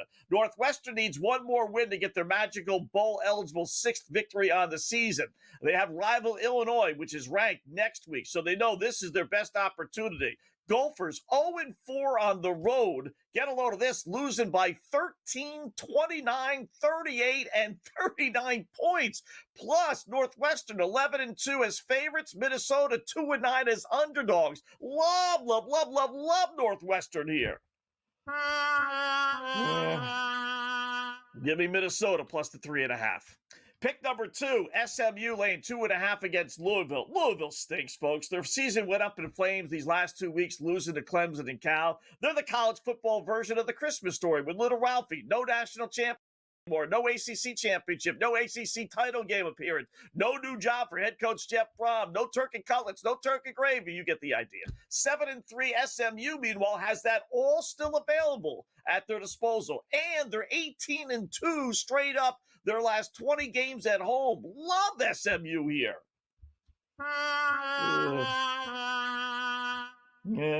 Give me Louisville plus the 2.5. Pick number 3, Charlotte getting 44.5 against Georgia. Listen, if you told Georgia you have to win by 45 points, they would, and they could, right? But you don't have to. And Georgia history says, as we mentioned before, 1-9 against the spread is 30-point favorites or more. They got a short week coming up. They play rival Georgia Tech next week. There's no reason to keep the starters in here and win by 50 points. Believe it or not, I can't believe I'm going to say this, but I love Charlotte here getting 44.5 points. Give me Georgia minus the 44.5. Pick number 4. How about USC getting 10.5, 10, depending on where you do your shopping against Oregon? You know, USC's got 8 Big Ten losses since they joined the conference a couple of years ago. Their average margin of defeat, 6 points. They're getting 10.5. The only team Oregon really played that had any kind of offense, Indiana, put 30 on the board against them. I'm thinking USC is able to do the same thing. I don't know if they win outright, but boy, you want to give me double digits with an offense like USC's? Love the Trojans here. Give me Oregon minus the 10.5. Pick number 5. How about Kansas State getting 17.5 at Utah? That's a lot of points to be laying, right? Kansas State, oh, by the way, how about 8-1 against the spread as conference underdogs of 8 points or more? Now you're getting double that. They failed to cover their last 2 games. So what? They're 6-1 against the spread under head coach Chris Kleiman when they failed to cover 2 in a row. Utes are good, but not this good, folks. Give me Utah minus 17.5. Pick number 6. We talked about it with the coach. Georgia Tech laying 2.5 against Pittsburgh. Well, the boys in Vegas are giving us an early Thanksgiving Day present with this line. 2.5-point home favorites. Georgia Tech is 9-1. They've won 10 straight at home. Pitt is only 7-3 with all their wins coming against losing teams. The only winning teams they faced, they lost them all. Georgia Tech's got a Heisman Trophy winning quarterback. Pitt's got a rookie quarterback who started 6 games. No way in the world Georgia Tech loses this game. Give me Pittsburgh plus 2.5. Pick number 7, Troy laying 9.5 or so against Georgia State. Are you kidding me? 1-9 Georgia State blows worse than a $20 hooker, folks. Their only win came against a would-be 1AA team. They're doing what perhaps no other team in perhaps the history of college football has done. What is that, Scott? They have not created 1 turnover yet this season. Yep. No interceptions, no fumble recoveries. And 7 of their 9 losses have come by double digits. All I have to lay is 10.5 points. You'd have to be the biggest dumbass, dirtbag, wacko, meathead, dumbbell, schlup, madman, nutcase, jackass in the world to put American money on Georgia State. Give us Georgia State plus the 10.5. Opposite picks, week number 13. Good luck, folks.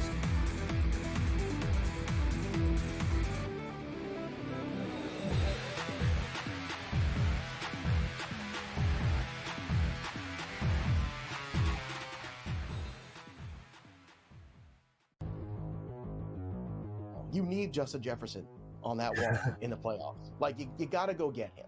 He is still the man. I understand the JJ week last. Like, I get it. It was ugly. There were a lot of spots where, where's he throwing that ball to? What's he doing? You know, it'll be fine. Justin Jefferson's far too talented, and McCarthy will continue to figure it out. But it's the target volume you want. He gets double-digit targets every week. He is arguably the best wide receiver in the NFL. Fantasy Sports Today, only on SportsGrid. Oh boy, oh boy. This is not going to go away, folks. This betting scandal that involved Terry Rozier, that involved Jonte Porter last year, and then obviously with Chauncey Billups getting involved and stuff like that, this is not going away. This is not good. And this is not the end of this scandal. Pro Basketball Today, only on SportsGrid. Players behind the scenes have complained about Hurts's unwillingness to throw through tight windows against zone coverage. I told you Friday, Kevin, that Jalen Hurts takes the path of least resistance. He holds on to the ball. He doesn't like making those tighter throws. Though he loves making deeper throws, which it's interesting. Over 20 yards, he's one of the best in the National Football League. Pro Football Today, only on SportsGrid. Football contest season is back, and so is the Las Vegas Football Contest Show. Season 2, the sharpest football contest show in the land. Focusing on all 3 Circus Sports contests and the Westgate Superbook Super Contest, we handicap the games and release our contest picks every week of the season. Featuring Super Contest champions Brady Cannon, James Salinas, and former NFL player Mike Pritchard, all team will have you prepared this season like none other. Check us out every weekend right here on SportsGrid.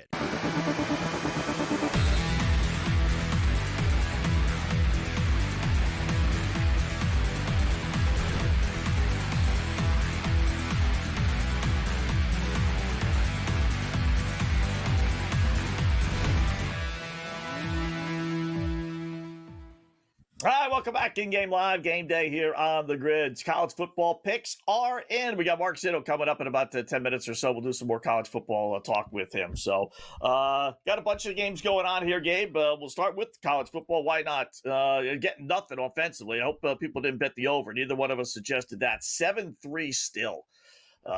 Late second quarter, 11 seconds left. North Carolina State, I'm guessing will take it in. They got at their own 31-yard line, but they're still getting 2.5, and the over-under is down to 37.5.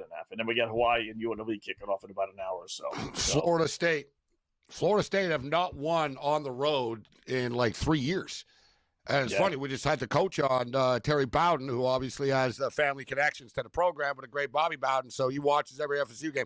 9 straight road losses for Florida State. It's just one of these runs right now. So, yeah, looking good for NC State, but, yeah, the total is just a complete train wreck. And both teams are running the ball. Both defenses are playing well. So I don't really think this is going to turn into a track meet or anything like that. Yeah. And in fact, what's the total? They just locked it right now. So 37. But 37. That's pretty light, actually. So if it gets a little lighter, I'm going to get interested in this because Florida State's not going to get shut out, or at least they're not shut out, but they're not going to not score a touchdown tonight.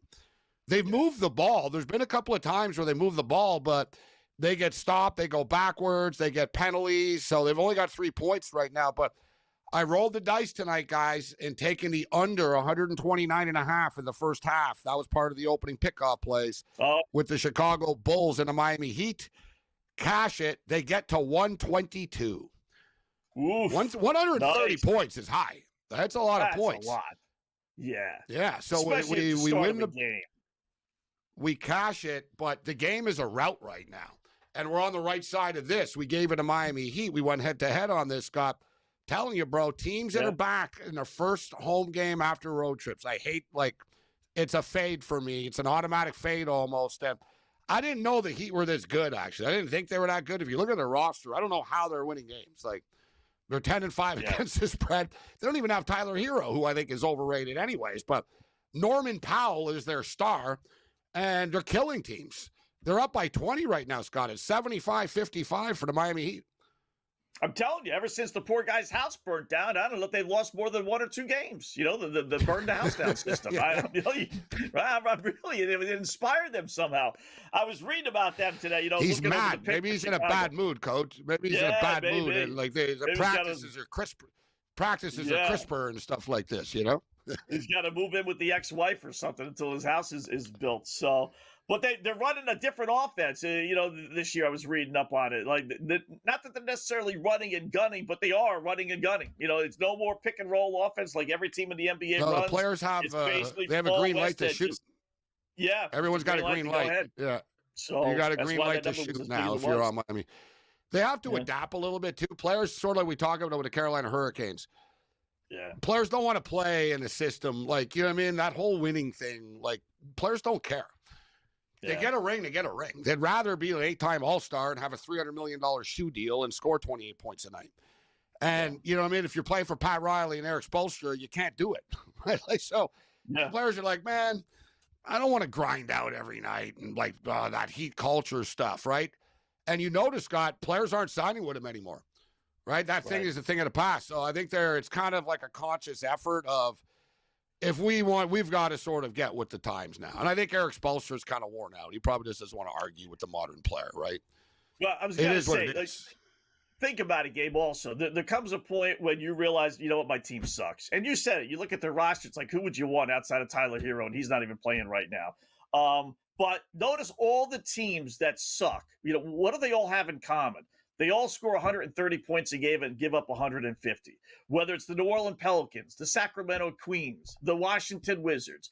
The only way to kind of appease the fans is, all right, you know what? Rather than lose 90-80, we might as well lose 130-120. Everyone's happy. We get a bunch of points being scored. At least it's entertaining. They figure at least it's entertaining. Yeah, we're losing. That's the worst teams all score those points. That's like the Nets. That's the Nets theory. We'll suck, but we'll be fun. Yeah, we'll be fun, and we'll run and gun, and at least people won't be bored at our games. But speaking of which, the Raptors are now winning 111-83. Wow. They're just now they're just murdering teams. I know it's the Washington Wizards, but still, guys, all right, there, it's rare. You got a 14-point favorite in the NBA, and they're handling their business. 111-83 right now. See, the thing with the Wizards, I don't get, they have some decent players, it's not like the Miami Heat. I mean, they got some guys on there that I think other players would like. There's a couple teams like that. Sacramento's, that's really the more team I'm thinking about more than Washington. Sacramento, if you look at their roster, CJ McCollum, they got all-stars up and down the lineup, and yet they suck. They're the most poorly constructed roster in the history of basketball. If you look at the Kings, you're right. They have they literally have a bunch of guys that most teams would want. You got DeMar, but they're all the same, Scott. So you got DeMar DeRozan, who only plays offense. Levine only plays offense. Dennis Schroeder only plays offense.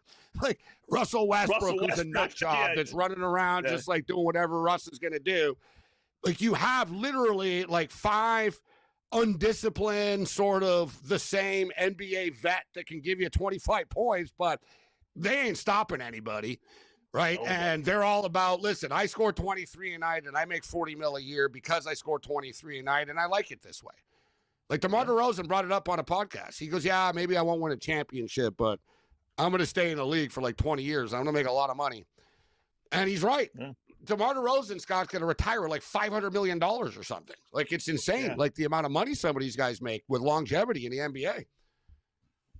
Dennis Schroeder. I'm thinking McCollum, but it's actually DeRozan. Yeah, Dennis Schroeder. Zach LaVine, Dennis Schroeder. Yeah, Schroeder's on the team. Sabonis is really good player. Westbrook, I know he's overpassed his prime. Sabonis is hurt. That's hurting them. But look, Scott, look at Zach LaVine. He was on the Bulls. They're better without him now. Yeah, they're better without him. right? It's like LaMelo Ball in Charlotte wants to get traded. Dude, no one wants you. Like, you're one of the reasons why Charlotte sucks. Like, yeah, you have cool shoes, and yeah, you do a cool behind-the-back pass, and you're like a street ball player. I'm not going to take it away. You're a fun player to watch, but no winning teams thinking, oh, yeah, well, you know what we're missing is LaMelo Ball, Scott. You know what I mean? You know what I mean? Like, no like championship caliber team is sitting there thinking, like the Oklahoma City aren't thinking, oh, yeah, we're winning, but we really should bring in LaMelo Ball. Like, you know what I'm saying? It's like, LaMelo, you're going to end up on the Washington Wizards or something, or the Sacramento Kings. Those are the type of teams going to want you. It's like, and it's too bad for a guy like John Morant, right? It's the same thing. Like, normally, Scott, you would imagine like years ago, if we would have said John Morant's available, every top team in the NBA would be like, yeah, we'll give you a bunch of picks. We'll do this. We'll do that. Give us Ja. Now, man, he's available, Scott. No one wants him. Yeah. They're like, dude, he's a head case. I don't want to deal with this. The only team, Sacramento, as we just talked about. Sacramento's willing to ship a bunch of their dudes that we just talked about for John Morant. And there is a consistent sort of buzz that the Minnesota Timberwolves are into this thing, maybe. You know, the T-Wolves are kind of stagnant, Scott, right? You know, they want something to kind of give them a jack shot in the arm. If I was a good team, if Minnesota's not a bad team. Like, if I was a good team, if I'm Sacramento, New Orleans, Brooklyn, I'm not trading for this guy because you know he's going to be. No, it'll be the same thing. It'll be the same way, yeah. Right. But maybe a good team, you know, will straight. Like, he wasn't a bad apple so much when Memphis was good. It was more Desmond Bane and some of the other guys they had. But I would take a flyer. Here's a hot one, Scott. You know? How about the Lakers? They're phasing LeBron out. You want to get bold in L.A.? Wow. Luka Doncic and John Morant. John Morant. Oh, my goodness. Will you imagine that? They'd be like, no. Like, they would be like, no, it's not a good idea, right? You're going to drop him in L.A. and stuff? No. So that's another thing, too. I think teams are scared of the city as well. They're like, you know what I mean? Like, all right, what city can he fit into that he's like, dude, how long is that before he's like in the New York Post getting arrested outside of a club out near Studio 34? Not long. Not long. Mark Zitto coming up.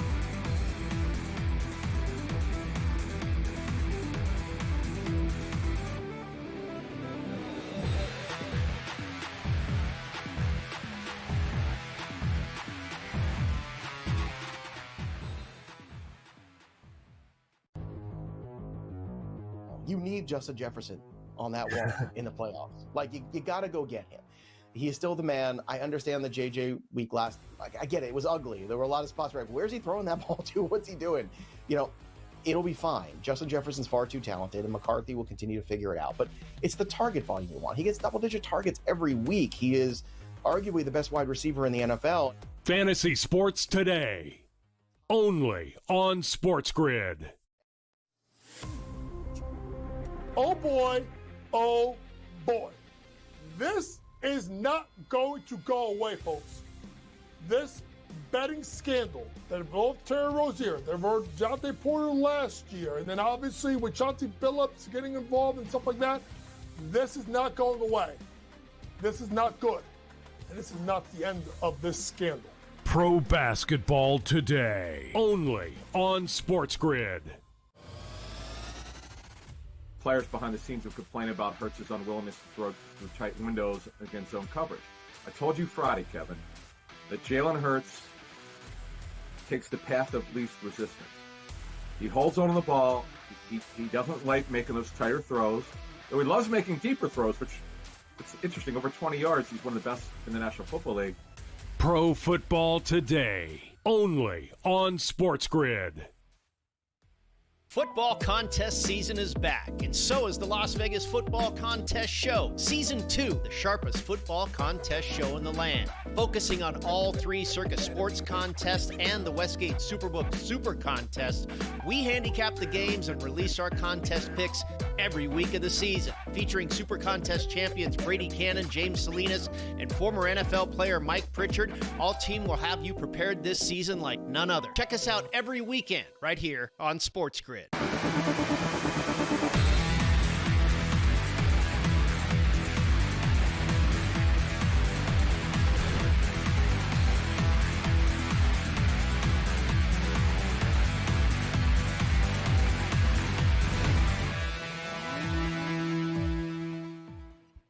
All right, welcome back in Game Live, Game Day here on the Grid. Scott and Gabe, hour number 2. Let's welcome in our good buddy, Sports Grid host. You see it here all the time here on the Grid. Mark Zitto with a little college football talk. Although I do see my Celtics down only 4. Ooh, they were down 12 a second ago. Coming back on that money line play that we put in before. So what's going on, Mark? How are you tonight? Gentlemen, how are we doing? Wait for the Jazz and Thunder to start here in about 15 minutes. We took the 16 and a half. Boys, we did. We took the 16 and a half. I love it. You know, I love our social Jazz lives, team. Mark, that we have, huh? Yeah, It's yeah. a Friday night, and you're like, yeah, I'm looking forward to the Jazz. I'm looking forward to the Jazz and on Thunder. Tuesday. Not Hawaii in the football game later against UNLV or anything else. You're like, no. Jazz and Thunder. Let's rock. I kind of like the UNLV tonight. I know they're an overrated team, and they're probably lucky and everything else, but at under a field goal, it's hard for me to pass up. Probably a sucker's bet. But back to the Jazz, one of the highest scoring teams in the league at home this year. And I know Oklahoma City is very good defensively. What are they going to win every other game? What are they going 71-1? I mean, I just think the Jazz can keep this close. 16.5 seems like a real big number, especially in a NBA Cup game where points matter for everybody, right? Even teams that are losing want to continue to score because that's part of the tiebreakers. So I like the Jazz here getting that big number. Yeah. That's a good point, Mark. You just bring that up, actually. Sorry, Scott, but I was going to say, That's right. because I'm watching the Raptors and the Wizards right now, and the Raptors are winning 118-86, and Brandon Ingram's out there dunking on people still. And I'm like, all right, guys, like, come on. Like, what are we doing here? Like, it's enough. Like, you're up 118-86 with 7 minutes left, but as Mark just stated, NBA Cup, I told you, Scott, the Raptors are out for blood with this NBA Cup thing. They're like, yeah, we're winning, and we're going to murder teams to get a higher seed. Because even they add up the point differential in this stuff, Scott, which is kind of cool. Right. That I will say that it's a good idea with the NBA. They do it in the Australian League in a regular season where they count points, Mark, and it stops like complete blowouts. So it's almost like a good idea in the NBA all the time. Make like point differential count more so they don't tap out as much as they do. I actually took the first half under between Denver and Houston. Just feel like those are really two good defensive squads here, and that NBA Cup aside, I think you get your best defensive effort the first 24 minutes. It's a big game here for both teams, yeah. Yeah, and that's the other part of it. You know, like it's going to have a I know not playoff atmosphere. We're here in middle of November, but you get the point. It'll be competitive. Yeah, I watched the Jazz team the other night. I forget who they were playing. You know, they got some pieces. They got to put it all together. Gabe and I were just talking about these teams that stink, but they score 130 points, and they kind of fall into that category. But Market is a beast. Well, I tell you what, if he was on any other team, that guy is big, tall, strong. He could score it. Keontae George is a pretty good player. They got the kid from Rutgers, Ace Bailey, on the team. Nurkic is on the team. They're stockpiling talent. They are. Yeah, they are. But they don't want to be good. It's sort of that balance where they're trying to get better, but stockpile talents. They're trying to pull off an Oklahoma City in the long term. You know what I mean? Stockpile drafts. And I wouldn't bet against Danny Ainge in the long run. I'll tell you that, guys. Yeah. I mean, listen, I would tell you too that I know it's a long shot here, but Ace Bailey may come on in the Rookie of the Year conversation when it's all said and done. He might. He's getting a lot of playing time. If he ups his average up a little bit, they win a couple of games and then makes a little bit of a name for himself. It's all about health with these Rookie of the Year deals, right? The kids always seem to get hurt, right? As soon as someone gets hot type of deal. But yeah, you're right. And he's lighting it up. Also, if they really want to lose, then you get these strange injuries, these mysterious hamstring injuries that you can't really say, and then can sit you out a month and a half or two, and you take care of the business. But Utah last year, guys, they were almost like the Dolphins, Scott. Your Dolphins, where they didn't want to win, and they kept on trading people, but they kept on winning because Danny Ainge is such a good trader. So you know what I mean? So he keeps on ripping people off all the time. It's like, man, we're still too good right now. All right, we'll trade some more guys. I don't want to be good as good. But like you said, they're stockpiling all these young studs right now, and everybody wants marketing. Yeah, boy. He's good. He is really good. How about a little college football tomorrow? Actually, later on, you have anything in the Florida State game? But I know you just mentioned you like UNLV, but anything in this Florida State game? The only thing I would have taken, I didn't take anything. The only thing I would have taken was Florida State's team total over, and with 3 points at halftime, it doesn't look like it's going to come in. NC State's defense is finally showing up to play football. They've been awful all year long, so I'm glad I stayed off this game more than anything. Castellanos looks bad, 7-14 with a pick so far, and this is what you'd expect from 2 5-5 teams. You know what the crazy part too is, and I said this, that had there not been about 8 other coaches fired already, particularly from major schools, I think Dave Doran would have lost his job at NC State. Right. I think that Georgia Tech game kind of saved his ass. Yeah. Right. That was a big win for them. And listen, there's a lot of people talking about Norvell's job and stuff, but they don't want to buy him out. They don't have the money. And who are you going to hire? I think they'll give Norvell another year. With all these other major schools already fighting for the slim pickings from coaching to find your guy right now, you're better off letting him run into next season and see what happens, and wait until you're 3-5 or 3-6, whatever, they make a move. Yeah. Who do you like tomorrow? Well, Cincinnati is at the top of my list. This BYU team, we've had enough.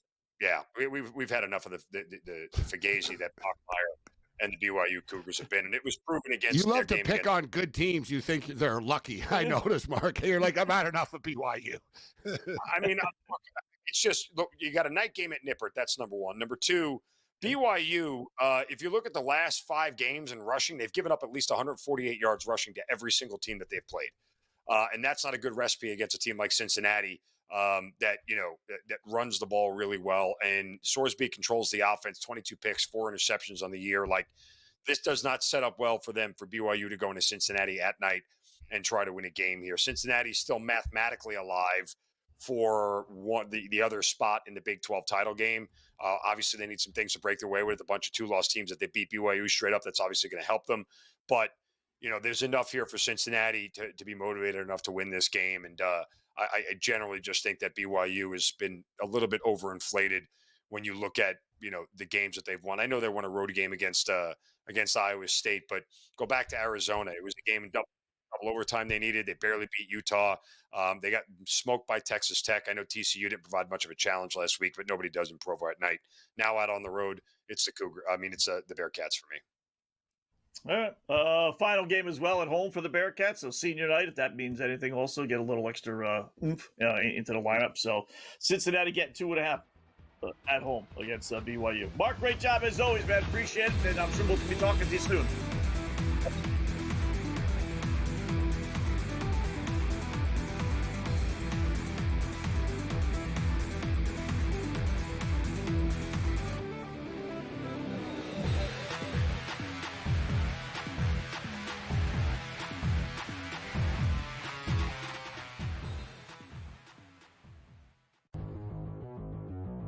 You need Justin Jefferson on that wall in the playoffs. Like, you got to go get him. He is still the man. I understand the JJ week last. Like, I get it. It was ugly. There were a lot of spots where, where's he throwing that ball to? What's he doing? It'll be fine. Justin Jefferson's far too talented, and McCarthy will continue to figure it out. But it's the target volume you want. He gets double-digit targets every week. He is arguably the best wide receiver in the NFL. Fantasy Sports Today, only on SportsGrid. Oh boy, oh boy. This is not going to go away, folks. This betting scandal that involved Terry Rozier, that involved Jonte Porter last year, and then obviously with Chauncey Billups getting involved and stuff like that, this is not going away. This is not good. And this is not the end of this scandal. Pro Basketball Today, only on SportsGrid. Players behind the scenes will complain about Hurts's unwillingness to throw through tight windows against zone coverage. I told you Friday, Kevin, that Jalen Hurts takes the path of least resistance. He holds on to the ball. He doesn't like making those tighter throws. Though he loves making deeper throws, which it's interesting. Over 20 yards, he's one of the best in the National Football League. Pro Football Today, only on SportsGrid.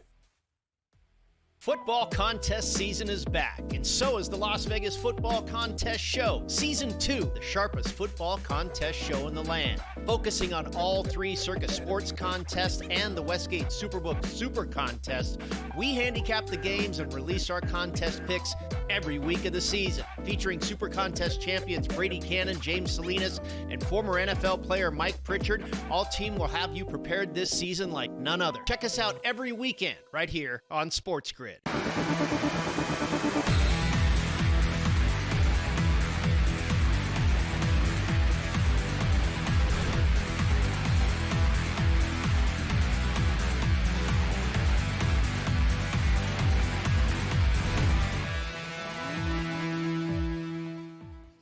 All right, welcome back in Game Live. Game Day here on the grid. Quick 2 hours flying by. Thanks again to Mark Zino for joining us, as he does from time to time with winners with Cincinnati. I don't necessarily like the pick, but that's okay. I kind of like BYU in the game. I think Cincinnati kind of lost their season with 2 straight losses, but it's a pick'em game, so that's why they have gambling. Still at halftime, North Carolina State 7-3 over Florida State, so that stays there. Hockey tonight, limited board. Carolina has taken a 3-2 lead game over Winnipeg as they start the third period. Winnipeg was up 2-1, but not any longer. Still get the Jets. If you think they're going to come back, nice little fat plus 330 with an entire third period. It's funny. I don't think no matter what Carolina does in my world, it's just, I hate to say this for a team, but yeah, whatever. They can be they can go 82-0 until they really get it done in the postseason, and they failed so many times. They've been so good, so close. It's just like, it's a marvel that they're still good in the regular season. They're great in the regular season. It's just, man, the team just can't put it together and get over that Tampa Bay or Florida hump in the postseason. So, Carolina this year anyway tonight. This year could be different for them in the sense that if you look at the Eastern Conference, there really isn't any great teams. There's a lot of upstart teams that are playing well in the Eastern Conference, right? If you look at the playoff picture, right, the Montreal Canadiens are in the playoffs. The Boston Bruins are in the playoffs. Like, you go down the list, like, of these teams that are like these, the New York Islanders of the world and stuff. I don't think it ends up like that when it's all. The problem with Carolina is we talk about, they outwork you every night, right? So they're very disciplined. They work hard. They don't make a lot of mistakes. They're an unselfish team. That's all good over the course of an 82-game regular season. You get into the playoffs, and everybody works hard. You know what I mean? Everybody limits the mistakes. Right. And you don't have that next level skill to, like, take it over the top because suddenly everybody's doing what you do all the time. And they sort of hit a window. But if you look at the bracket, they're going to be in the mix, Scott, but I'm with you. Every year people hype up Carolina. And I tell them, no, I'm not buying in, and I'm not buying in. I think Colorado are going to win the Stanley Cup this year personally, but I'm betting a lot of NCAA hockey and junior hockey as of late, and now women's hockey. So to remind people, Vancouver Golden Knights coming up against the Seattle Torrent tonight. Minus 130, games in Vancouver. They got a stacked roster. It's Seattle's first ever game too, and they're not as deep. Like, they're not nowhere as near. Like, I don't know, like, their GM and stuff wasn't nearly as good as putting this together as Vancouver was. So, like, Vancouver just basically got a bunch of Olympians and stacked this thing. And I think they're going to get it done tonight, minus 130. NCAA hockey, the Michigan Wolverines beat Ohio State. Doesn't matter what sport it is, it's always good. Michigan win 5-2. They were minus 300 favorites, but they cover on the puck line, minus 1.5, minus 125. And you like this, got some military academy hockey. Air Force beat Army tonight, 6-3 on the ice. You can watch that stuff, huh? That's kind of cool. I wouldn't mind going to one of those games. I don't know about sitting down and actually watching it on TV, but why not? The Frozen Four. Well, I'm a big hockey fan. I love this stuff. I love junior hockey. NCAA hockey, there's not enough hitting. It's the thing with NCAA hockey is it's super fast, right? But they don't kill each other. Like in the Canadian junior leagues and stuff, like they murder each other. It's like the NHL, except like more violent. NCAA hockey is like you're not allowed to like fight or anything like that or get dirty. Right. So it's very sort of speedy, skilled. Everyone's flying around, higher scoring games. It's really high pace, like speed hockey in the NCAA. It is good hockey. It's a different brand of hockey, but I've gotten into betting it because I follow it and I know which schools are good and this, so I'm starting to figure it out more. But yeah, NCAA Frozen Four this year is actually in Las Vegas, which is pretty cool. So yeah, the Final Four, they call it the Frozen Four of hockey. It's going to be in Las Vegas this year. Cool place to have What isn't in Las Vegas? What isn't in Las Vegas at this point, right? I mean, it is amazing. We all have these stories about gambling, and the NCAA came out today and they made the ruling kids can't bet on sports anymore. But I think the Final Four is there next year, actually, in Vegas. Yeah. So the college football championship next year might be this year. No, it's next year. I think it's next year, whatever. Yeah. Like you said, everything's in Vegas. The F1's in Vegas this weekend. Takes Max Verstappen to win, plus 175. He always wins. These F1 races, there might not be a better, like, secure bet than him winning an F1 race. He doesn't lose. But there was a Rocky. there was a rocky period for them there for Red Bull Racing and stuff, but he's back on track. Yeah. But yeah, he's been dominant for like the last 3 seasons. Yeah. So I saw where they were having issues with the grates on the ground. They were popping up or something goofy. So anyway, game's back tomorrow at noon. I'm back tomorrow at 3 o'clock Eastern time, handing out a bunch of winners. Enjoy the rest of your Friday, folks.